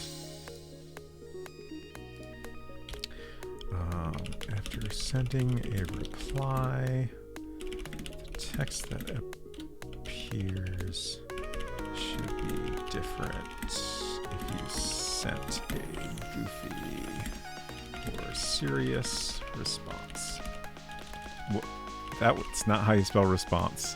It came out resplose. There's also multiple other typos in that sentence, but I'm not worried about it.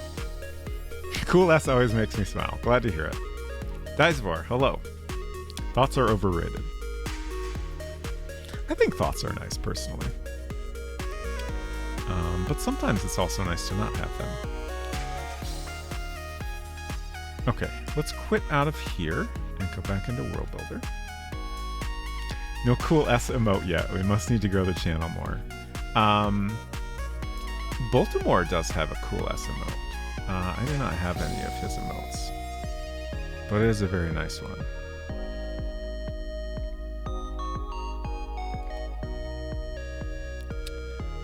Let's see. The other day I was trying to type conditional and it came out condimental. Yep. I remember you telling me about that.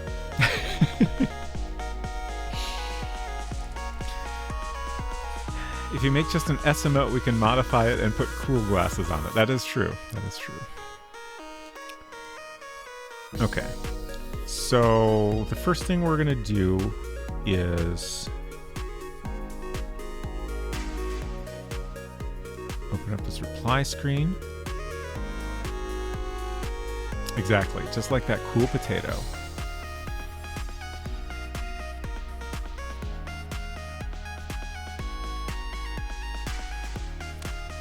Okay. So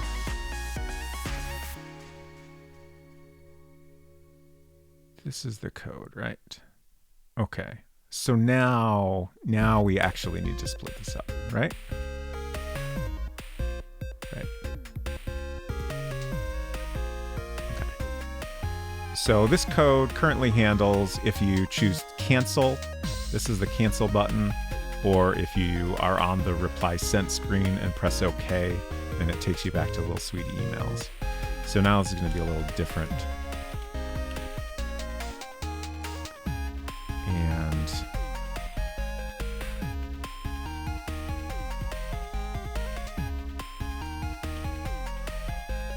we'll have different code for each one.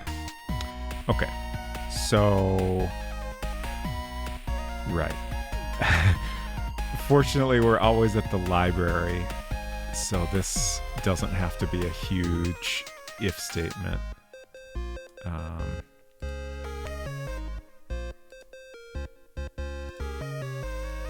So glad we didn't. We decided only one place would have Wi-Fi. Library entrance. Okay, I just wanted to check what the room is called. Library entrance. Okay, so if you're on reply sent scene and you press OK, then you will go to library entrance. If you are on the cancel button, then you go to Little Sweetie emails like before. And let's see. Do we need another variable for this?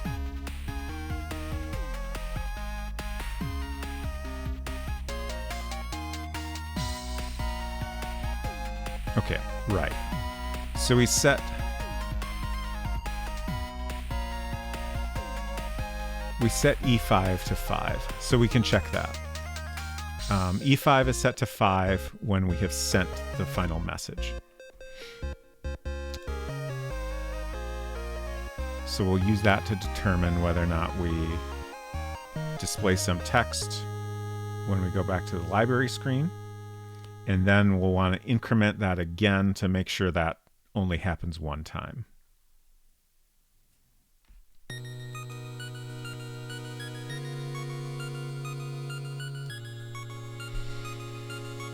What if your Little Sweetie device gets a virus? That's a great question. And you should probably call customer support at that point.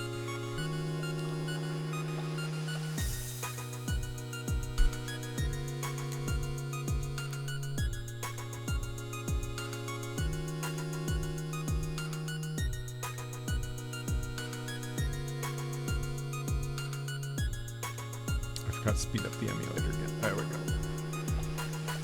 Okay. So now we're going to here. And this is a scenario we've run into multiple times, and every time it comes up I have to spend some time refreshing my memory on how that works. So, like the way World Builder works, this is just like we can put whatever graphics here we want, we can put whatever text here we want, and those are the default things that will show up when we get to this scene. But now we want to programmatically customize the text in one specific scenario.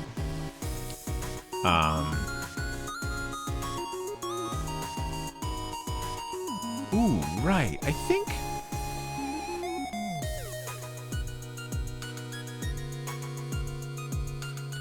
I eventually learned that we can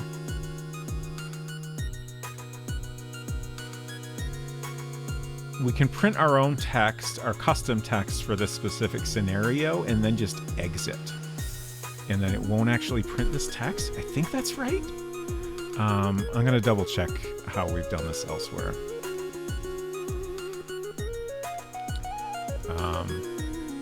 Like we have the backyard. Okay, so in this case, we're always printing the text via code. But my little sweetie device was my only way of contacting customer support. I guess you'll have to send a message in via the post office.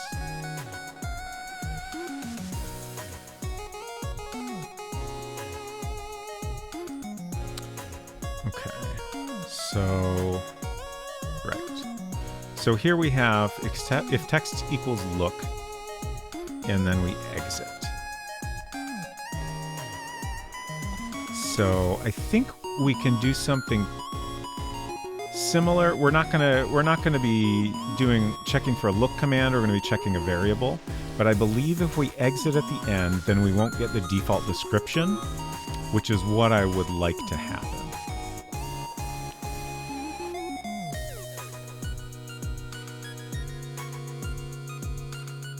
Okay.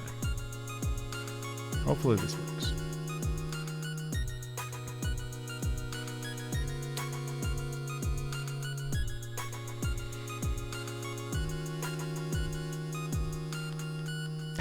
All the post office closed down in my country due to my government deal with Big Sweetie Industries. That's rough. Okay. I'm just trying to figure out where to put this code.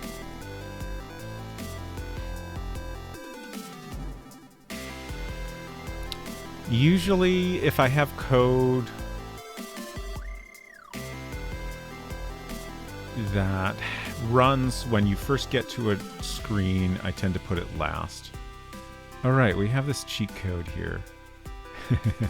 I'm going to take that out before I forget about it. Because I certainly did already. And I'm not sure it's in my notes. Most of my cheat codes are in the global code. Okay. So yeah, I think we'll put this at the end. And we're going to say if my variables go. Was it E8? No, we want E5 right now. Okay, so if E5... Oh, damn it. Checked the wrong thing again.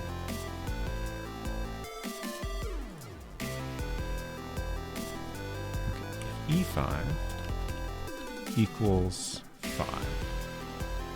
In this case, I think it makes sense to make sure it's exactly that value. Yeah, definitely. And then we're going to exit when we're done. Okay.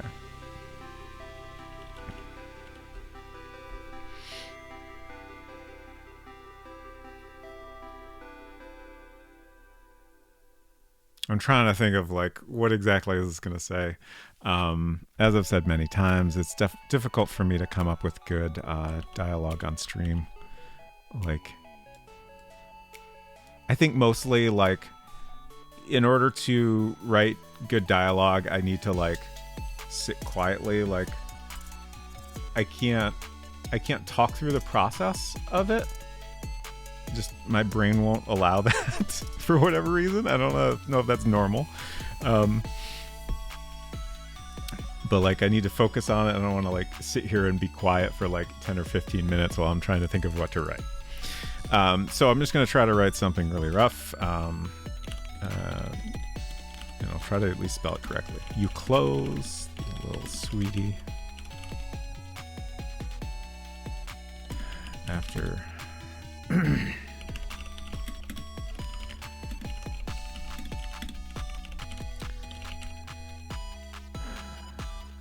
That's fine. That's good enough for now. We just want something in here to make sure this all works, and then I'll finish that up later. So let me make a note about that. Library entrance dialogue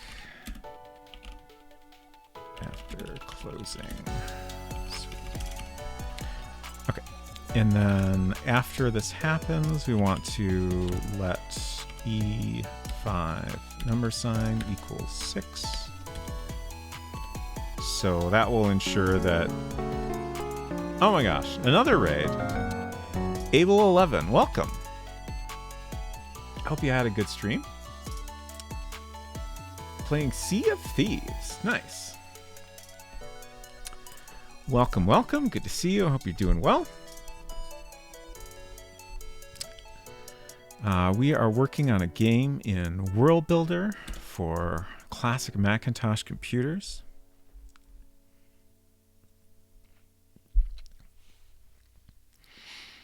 And oh yeah, it's 1:30. I can tell it's getting to about my end of stream time because my brain is starting to wind down. But we'll finish things up here. Make sure this is all working. Oh, I need to make a note. So when this is set to 6, East Coast represent. Nice.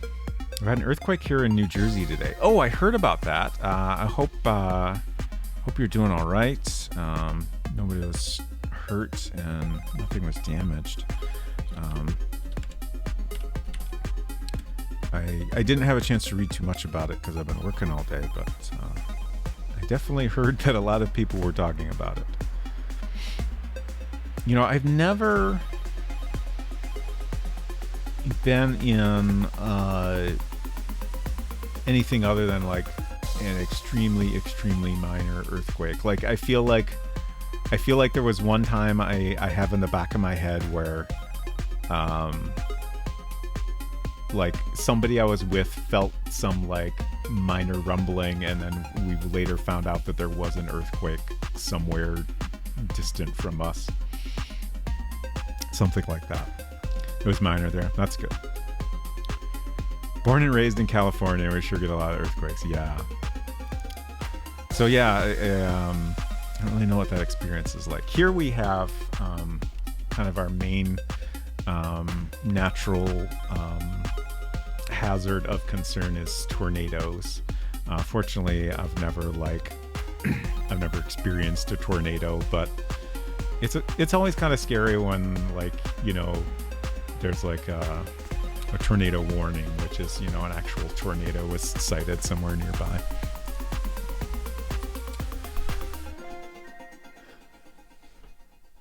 Tornadoes seem worse. Yeah, I feel like probably the thing you're not familiar with is going to seem worse to you. I do feel like if you were actually, you know, in a space where a tornado went through the area, that's like definitely going to be worse than a lot of earthquakes, right? But like that doesn't happen that often. So, you know, most of the time it's just like there's a tornado watch or a warning, and you go in the basement for a little while, and usually it's totally fine and nothing really happens. You know, certainly in some areas, you know, a tornado does go through, and it can be pretty terrible.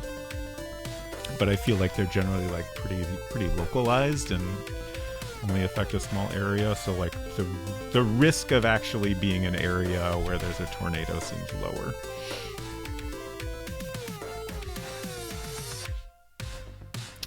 Time we were at Disneyland, there was an earthquake in the middle of the night, and I felt it and freaked out, and you barely woke up. Oh yeah, I remember that. I remember like you telling me about it mostly.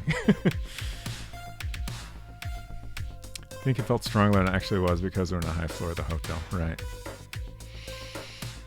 Fires are the worst, and I'm well acquainted with those. I'm sorry to hear that. I've been pretty fortunate in general with like natural disaster type stuff. A friend whose family had a bad house fire. It's kind of the thing I always think about whenever someone mentions that kind of thing. Human society is built on it will probably be fine. Yeah. Okay. Did I actually write this down? No, I did not. I got distracted. So when it's set to 6, that means the library entrance message was displayed. Okay.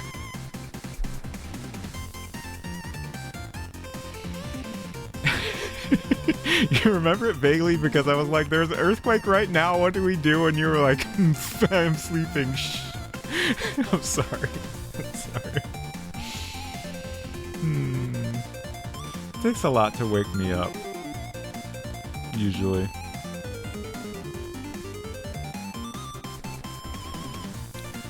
Okay, let's test that.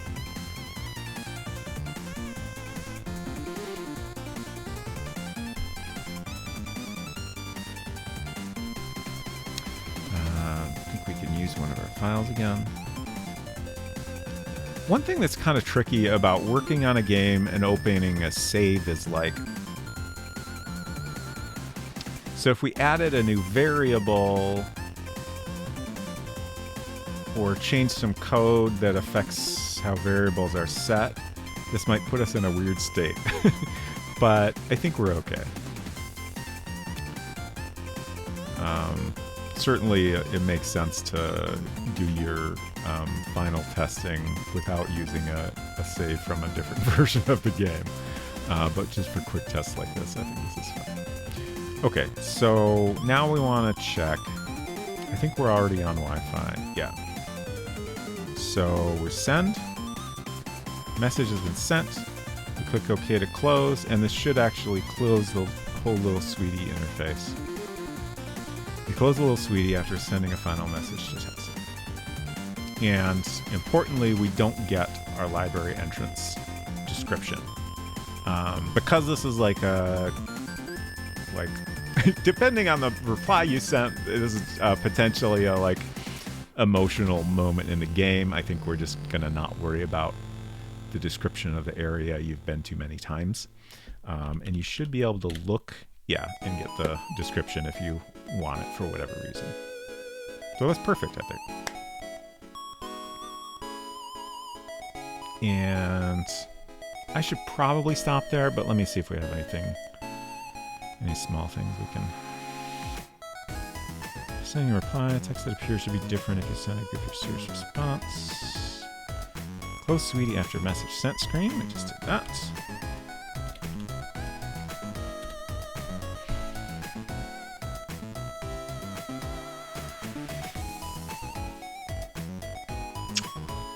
Single letter navigation is not handled in many places.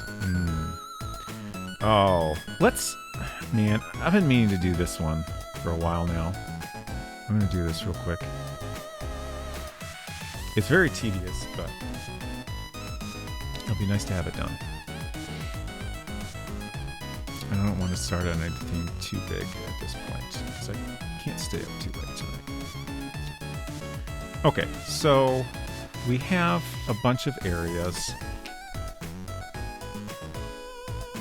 So like we just saw, we have some items in the game that we can look up close. And we handle that by taking the player to a different scene. Scenes in World Builder are designed to be rooms or like a physical area, generally. But we're using scenes in a very different way. So when we go from a room or a physical space to a close-up, we need a way to come back. So whenever we go into a different physical space, for example, the study, well, let's pick one that's got less code in it. No, this actually has a ton of code, I forgot. But at the top of each, the code for each scene, we set a variable that represents that room. So if L1 is set to 9, that means the player is in the upstairs hallway. And then, whenever we come back from a close-up, we have to check that variable and take them back to the correct screen. So, for example, we're leaving the little Sweetie.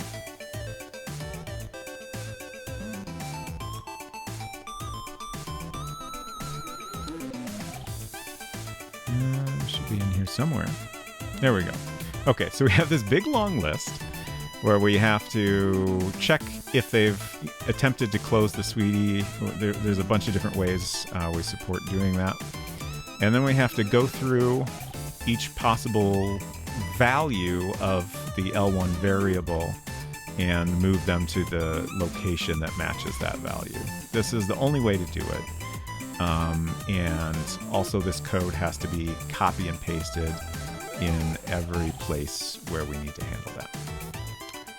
So we added a couple more screens to our game, which means we need to update all this code everywhere that we have it. I'm trying to think what screen would have updated code already. Probably the reply screen? Maybe? I know I updated at least one of these. Good night, Silver. Thank you for hanging out, and I hope you sleep well.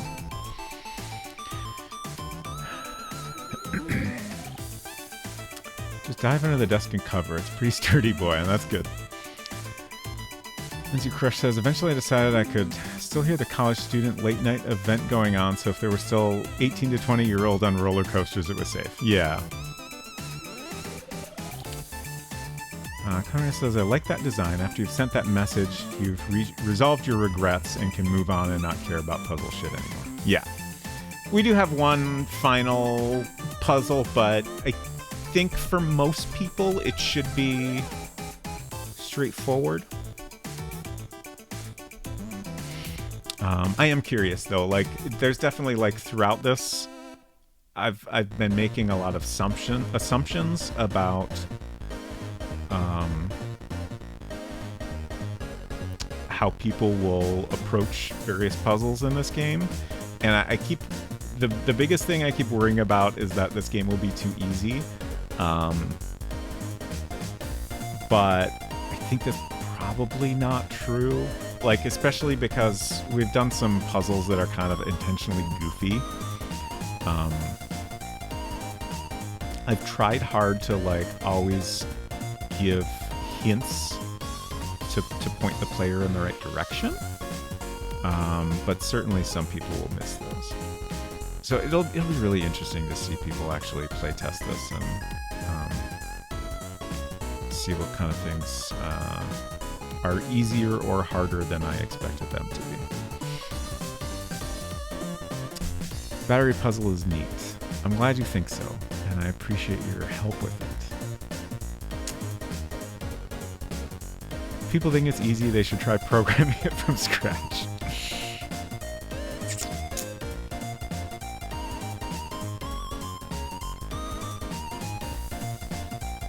It'd be kind of cool to have mostly every area description after that just be ... That would be kind of interesting. Like, that's definitely the kind of thing we could potentially do in the Playdate version, but absolutely not in this. Thank you for the follow. Good to have you here. Brisket puzzle is probably the one I get stuck on. Yeah, like that. In the help section, there's a part where it says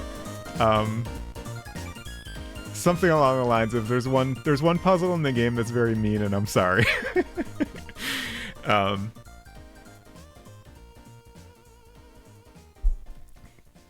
I honestly, I do think people will get stuck on that for sure. I think I'm kind of okay with it. And I'm not opposed to like maybe in the help we could add some additional hints or just figure out some way to give people hints if they need assistance.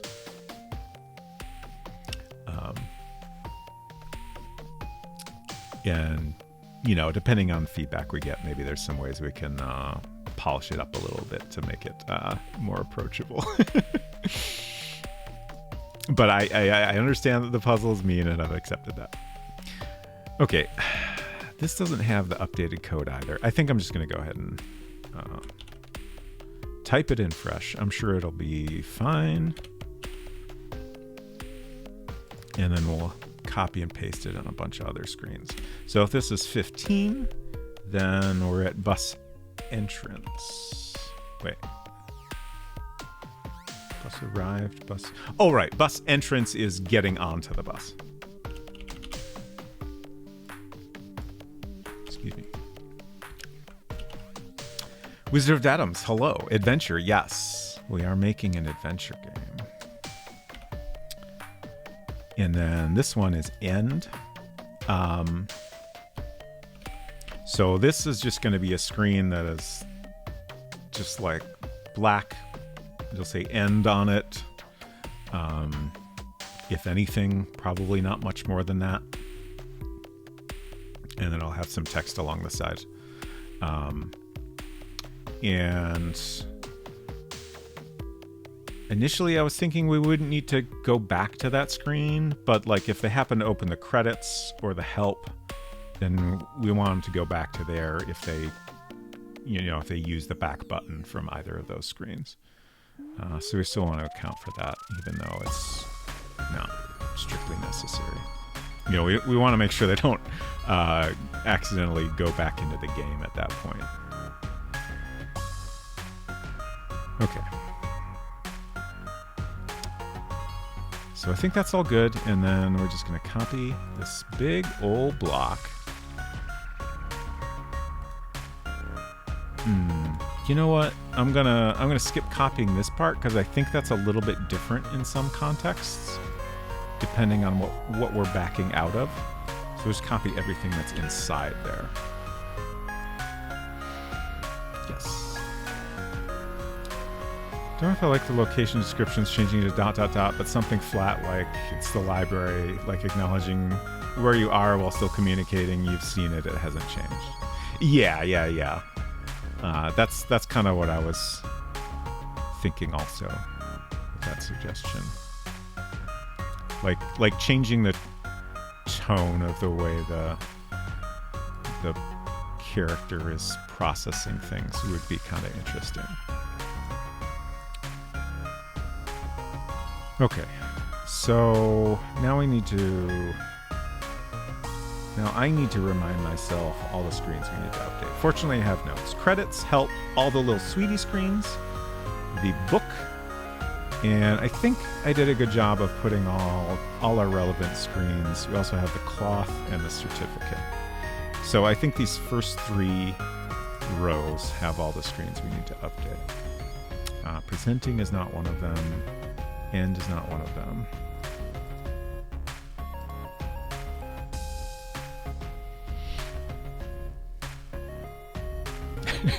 It says, my favorite puzzles are whichever ones you feel like attributing to me in some way.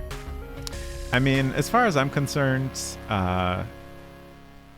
we've all contributed to all of the puzzles. Oh, that's funny. This one's already updated. Huh. Yeah, I guess it makes sense that I would have updated the credits. Okay. I'm actually going to copy this. I think it's the same. Now, for some reason, I trust whatever I wrote before more than I trust what I wrote just now. I wish I had some quick way to make sure they're the same, but I don't. Favorite puzzles are all the puzzles? Great, perfect. I agree.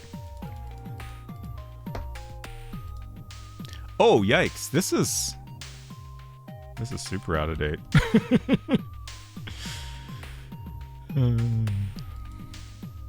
I'm pretty sure at some point I would have gone through and made sure these were all up to date regardless, but I feel like that's a thing in my notes somewhere.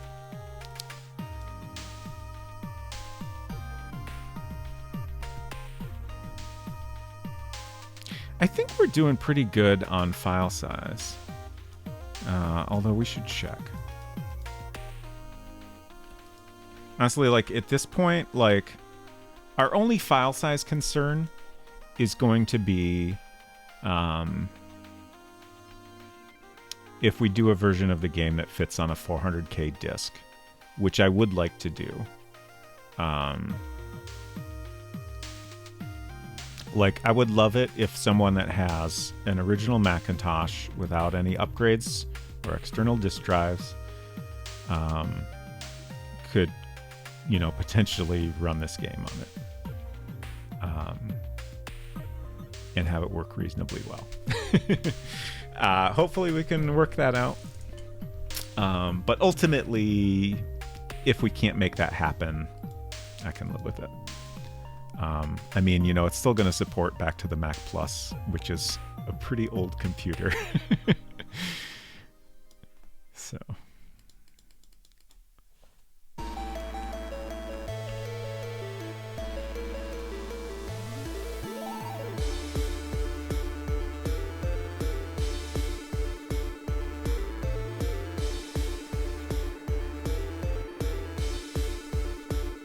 Pizza time in 5 minutes. Nice. Connor got pizza too. We had pizza last night. I just had some leftover stir fry tonight, which was pretty good. Although we both agreed it was not at its best as leftovers. I still enjoyed it. Okay, we don't have any code here to update. Just wanted to make sure. Row 2.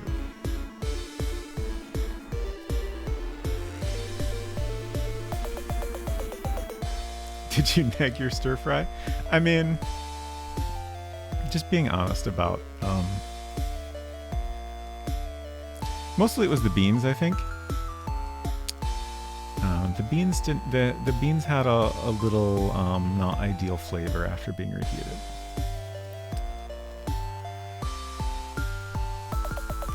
But I don't think that's the fault of the beans.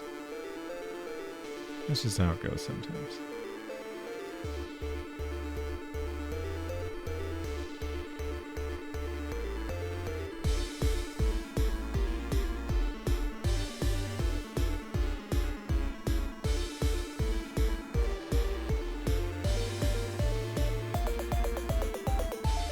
The worst thing about having to copy and paste this is if I goofed up or something, or if I miss one screen, I'm never gonna notice it. Just eventually someone playing the game will have something really weird happen where they go back to a completely incorrect location.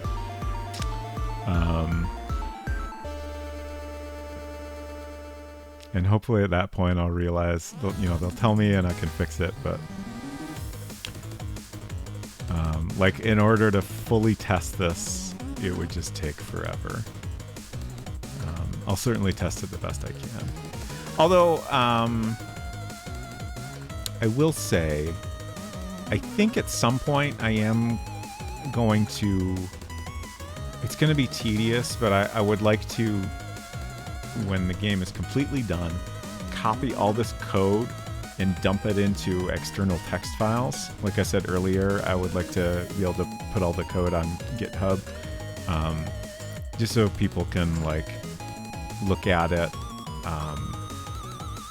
without necessarily having to open World Builder itself. I don't know how many people would find that interesting, but I think it would be fun to share. And when I do that, it'll be easier to scan over code and compare things to make sure I didn't, goof up any pasting somewhere or stuff like that. So that might help in catching last minute issues. Ribble doesn't have a unit testing framework? Shocking. Surprisingly, no. Hard to believe, but it does not.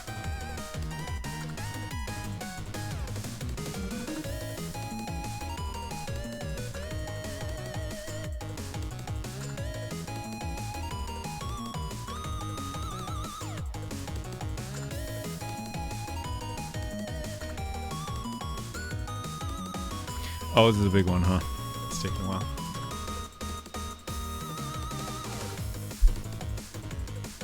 Oh. That was close. I almost knocked over my Bundy.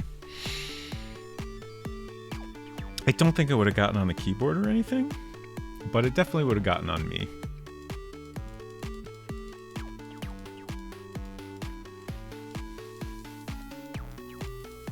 And the floor. Where is the code in this one? There it is.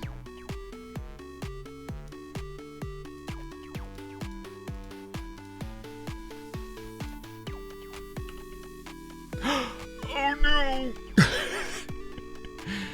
no! We might be able to do it if we delete it first. Let's see if this works. Whew, okay.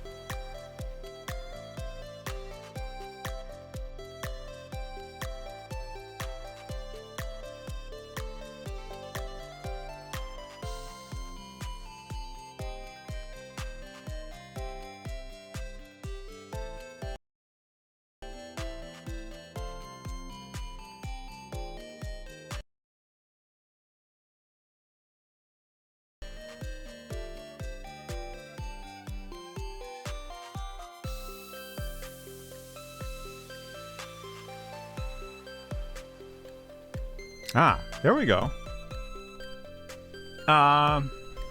Computer's haunted? I think we're done now. I think the computer's just letting me know that we're done now. That was really weird. A few weeks ago, I finally updated this computer to the latest version of macOS, and I keep having weird, always completely different audio issues. That's the worst one. I don't know what happened. I basically fixed it by, well, first I closed the emulator and then I restarted my music app, and then I just rebooted my audio interface to get the mic working again. But that was really strange.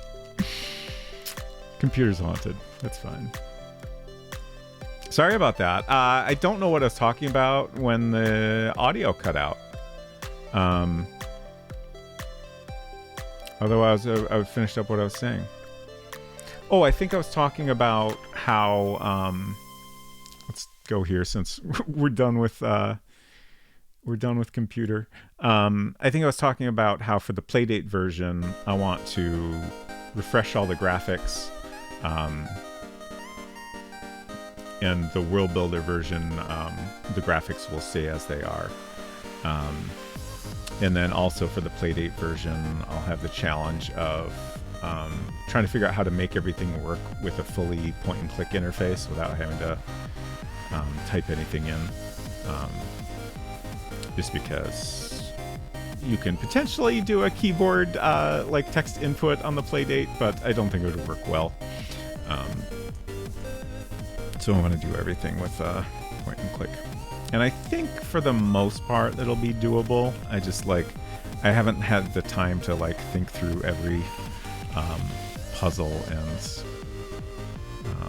figure out exactly how all of them are going to work.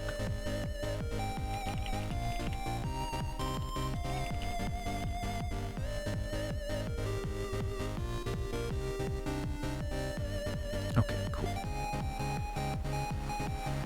I think I know who we are going to raid. Let me just catch up on chat here. Yeah, it was really weird. It's funny that y'all heard the scream, but I could not hear the scream. Which I don't... That's so strange.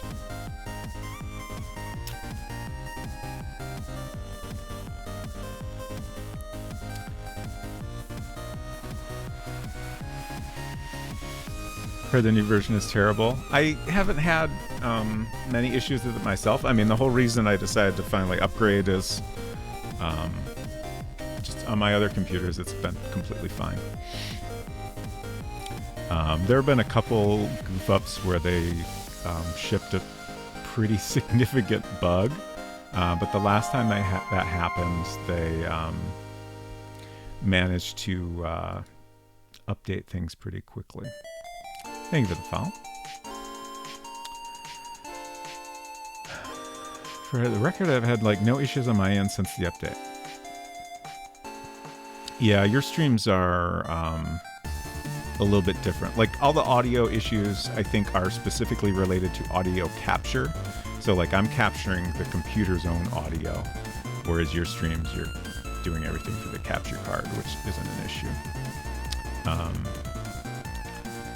I know the company that makes the loopback software I use is working on updates specific to the version of macOS that just came out, which I'm guessing will address the issues, but also I don't understand exactly what's going on, so that's purely a guess.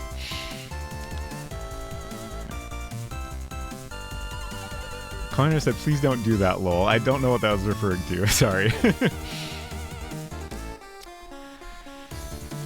Okay. Thank you all for hanging out. I'm sorry about the weird issues at the end there. Oh, keyboard input on the Playdate. Yeah, absolutely not.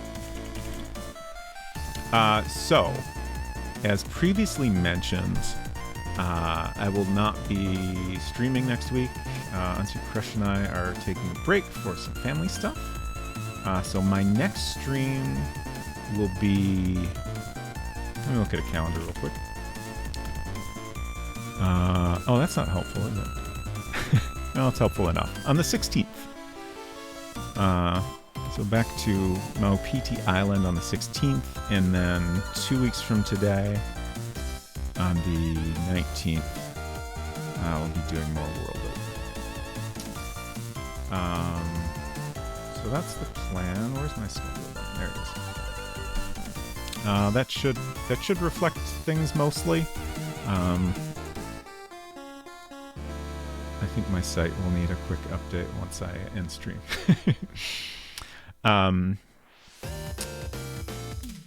Let's see. Is there anything else I want to talk about? We're going to go raid Fractal 9 Dev, which is a stream I keep forgetting about because I still haven't followed, because I keep forgetting to do it. But Fractal 9 Mike, who I imagine some of you are familiar with, has been doing a lot of game dev stuff, and he started a different Twitch channel to do that on. And he keeps streaming on Fridays, but since I haven't followed him, I always forget about it when I'm wrapping up stream. But he's been working on a very LucasArts style point-and-click game that looks really neat. He released one already, and now he's working on the second one. Thank you all. So that's where we're going. Let's see. We got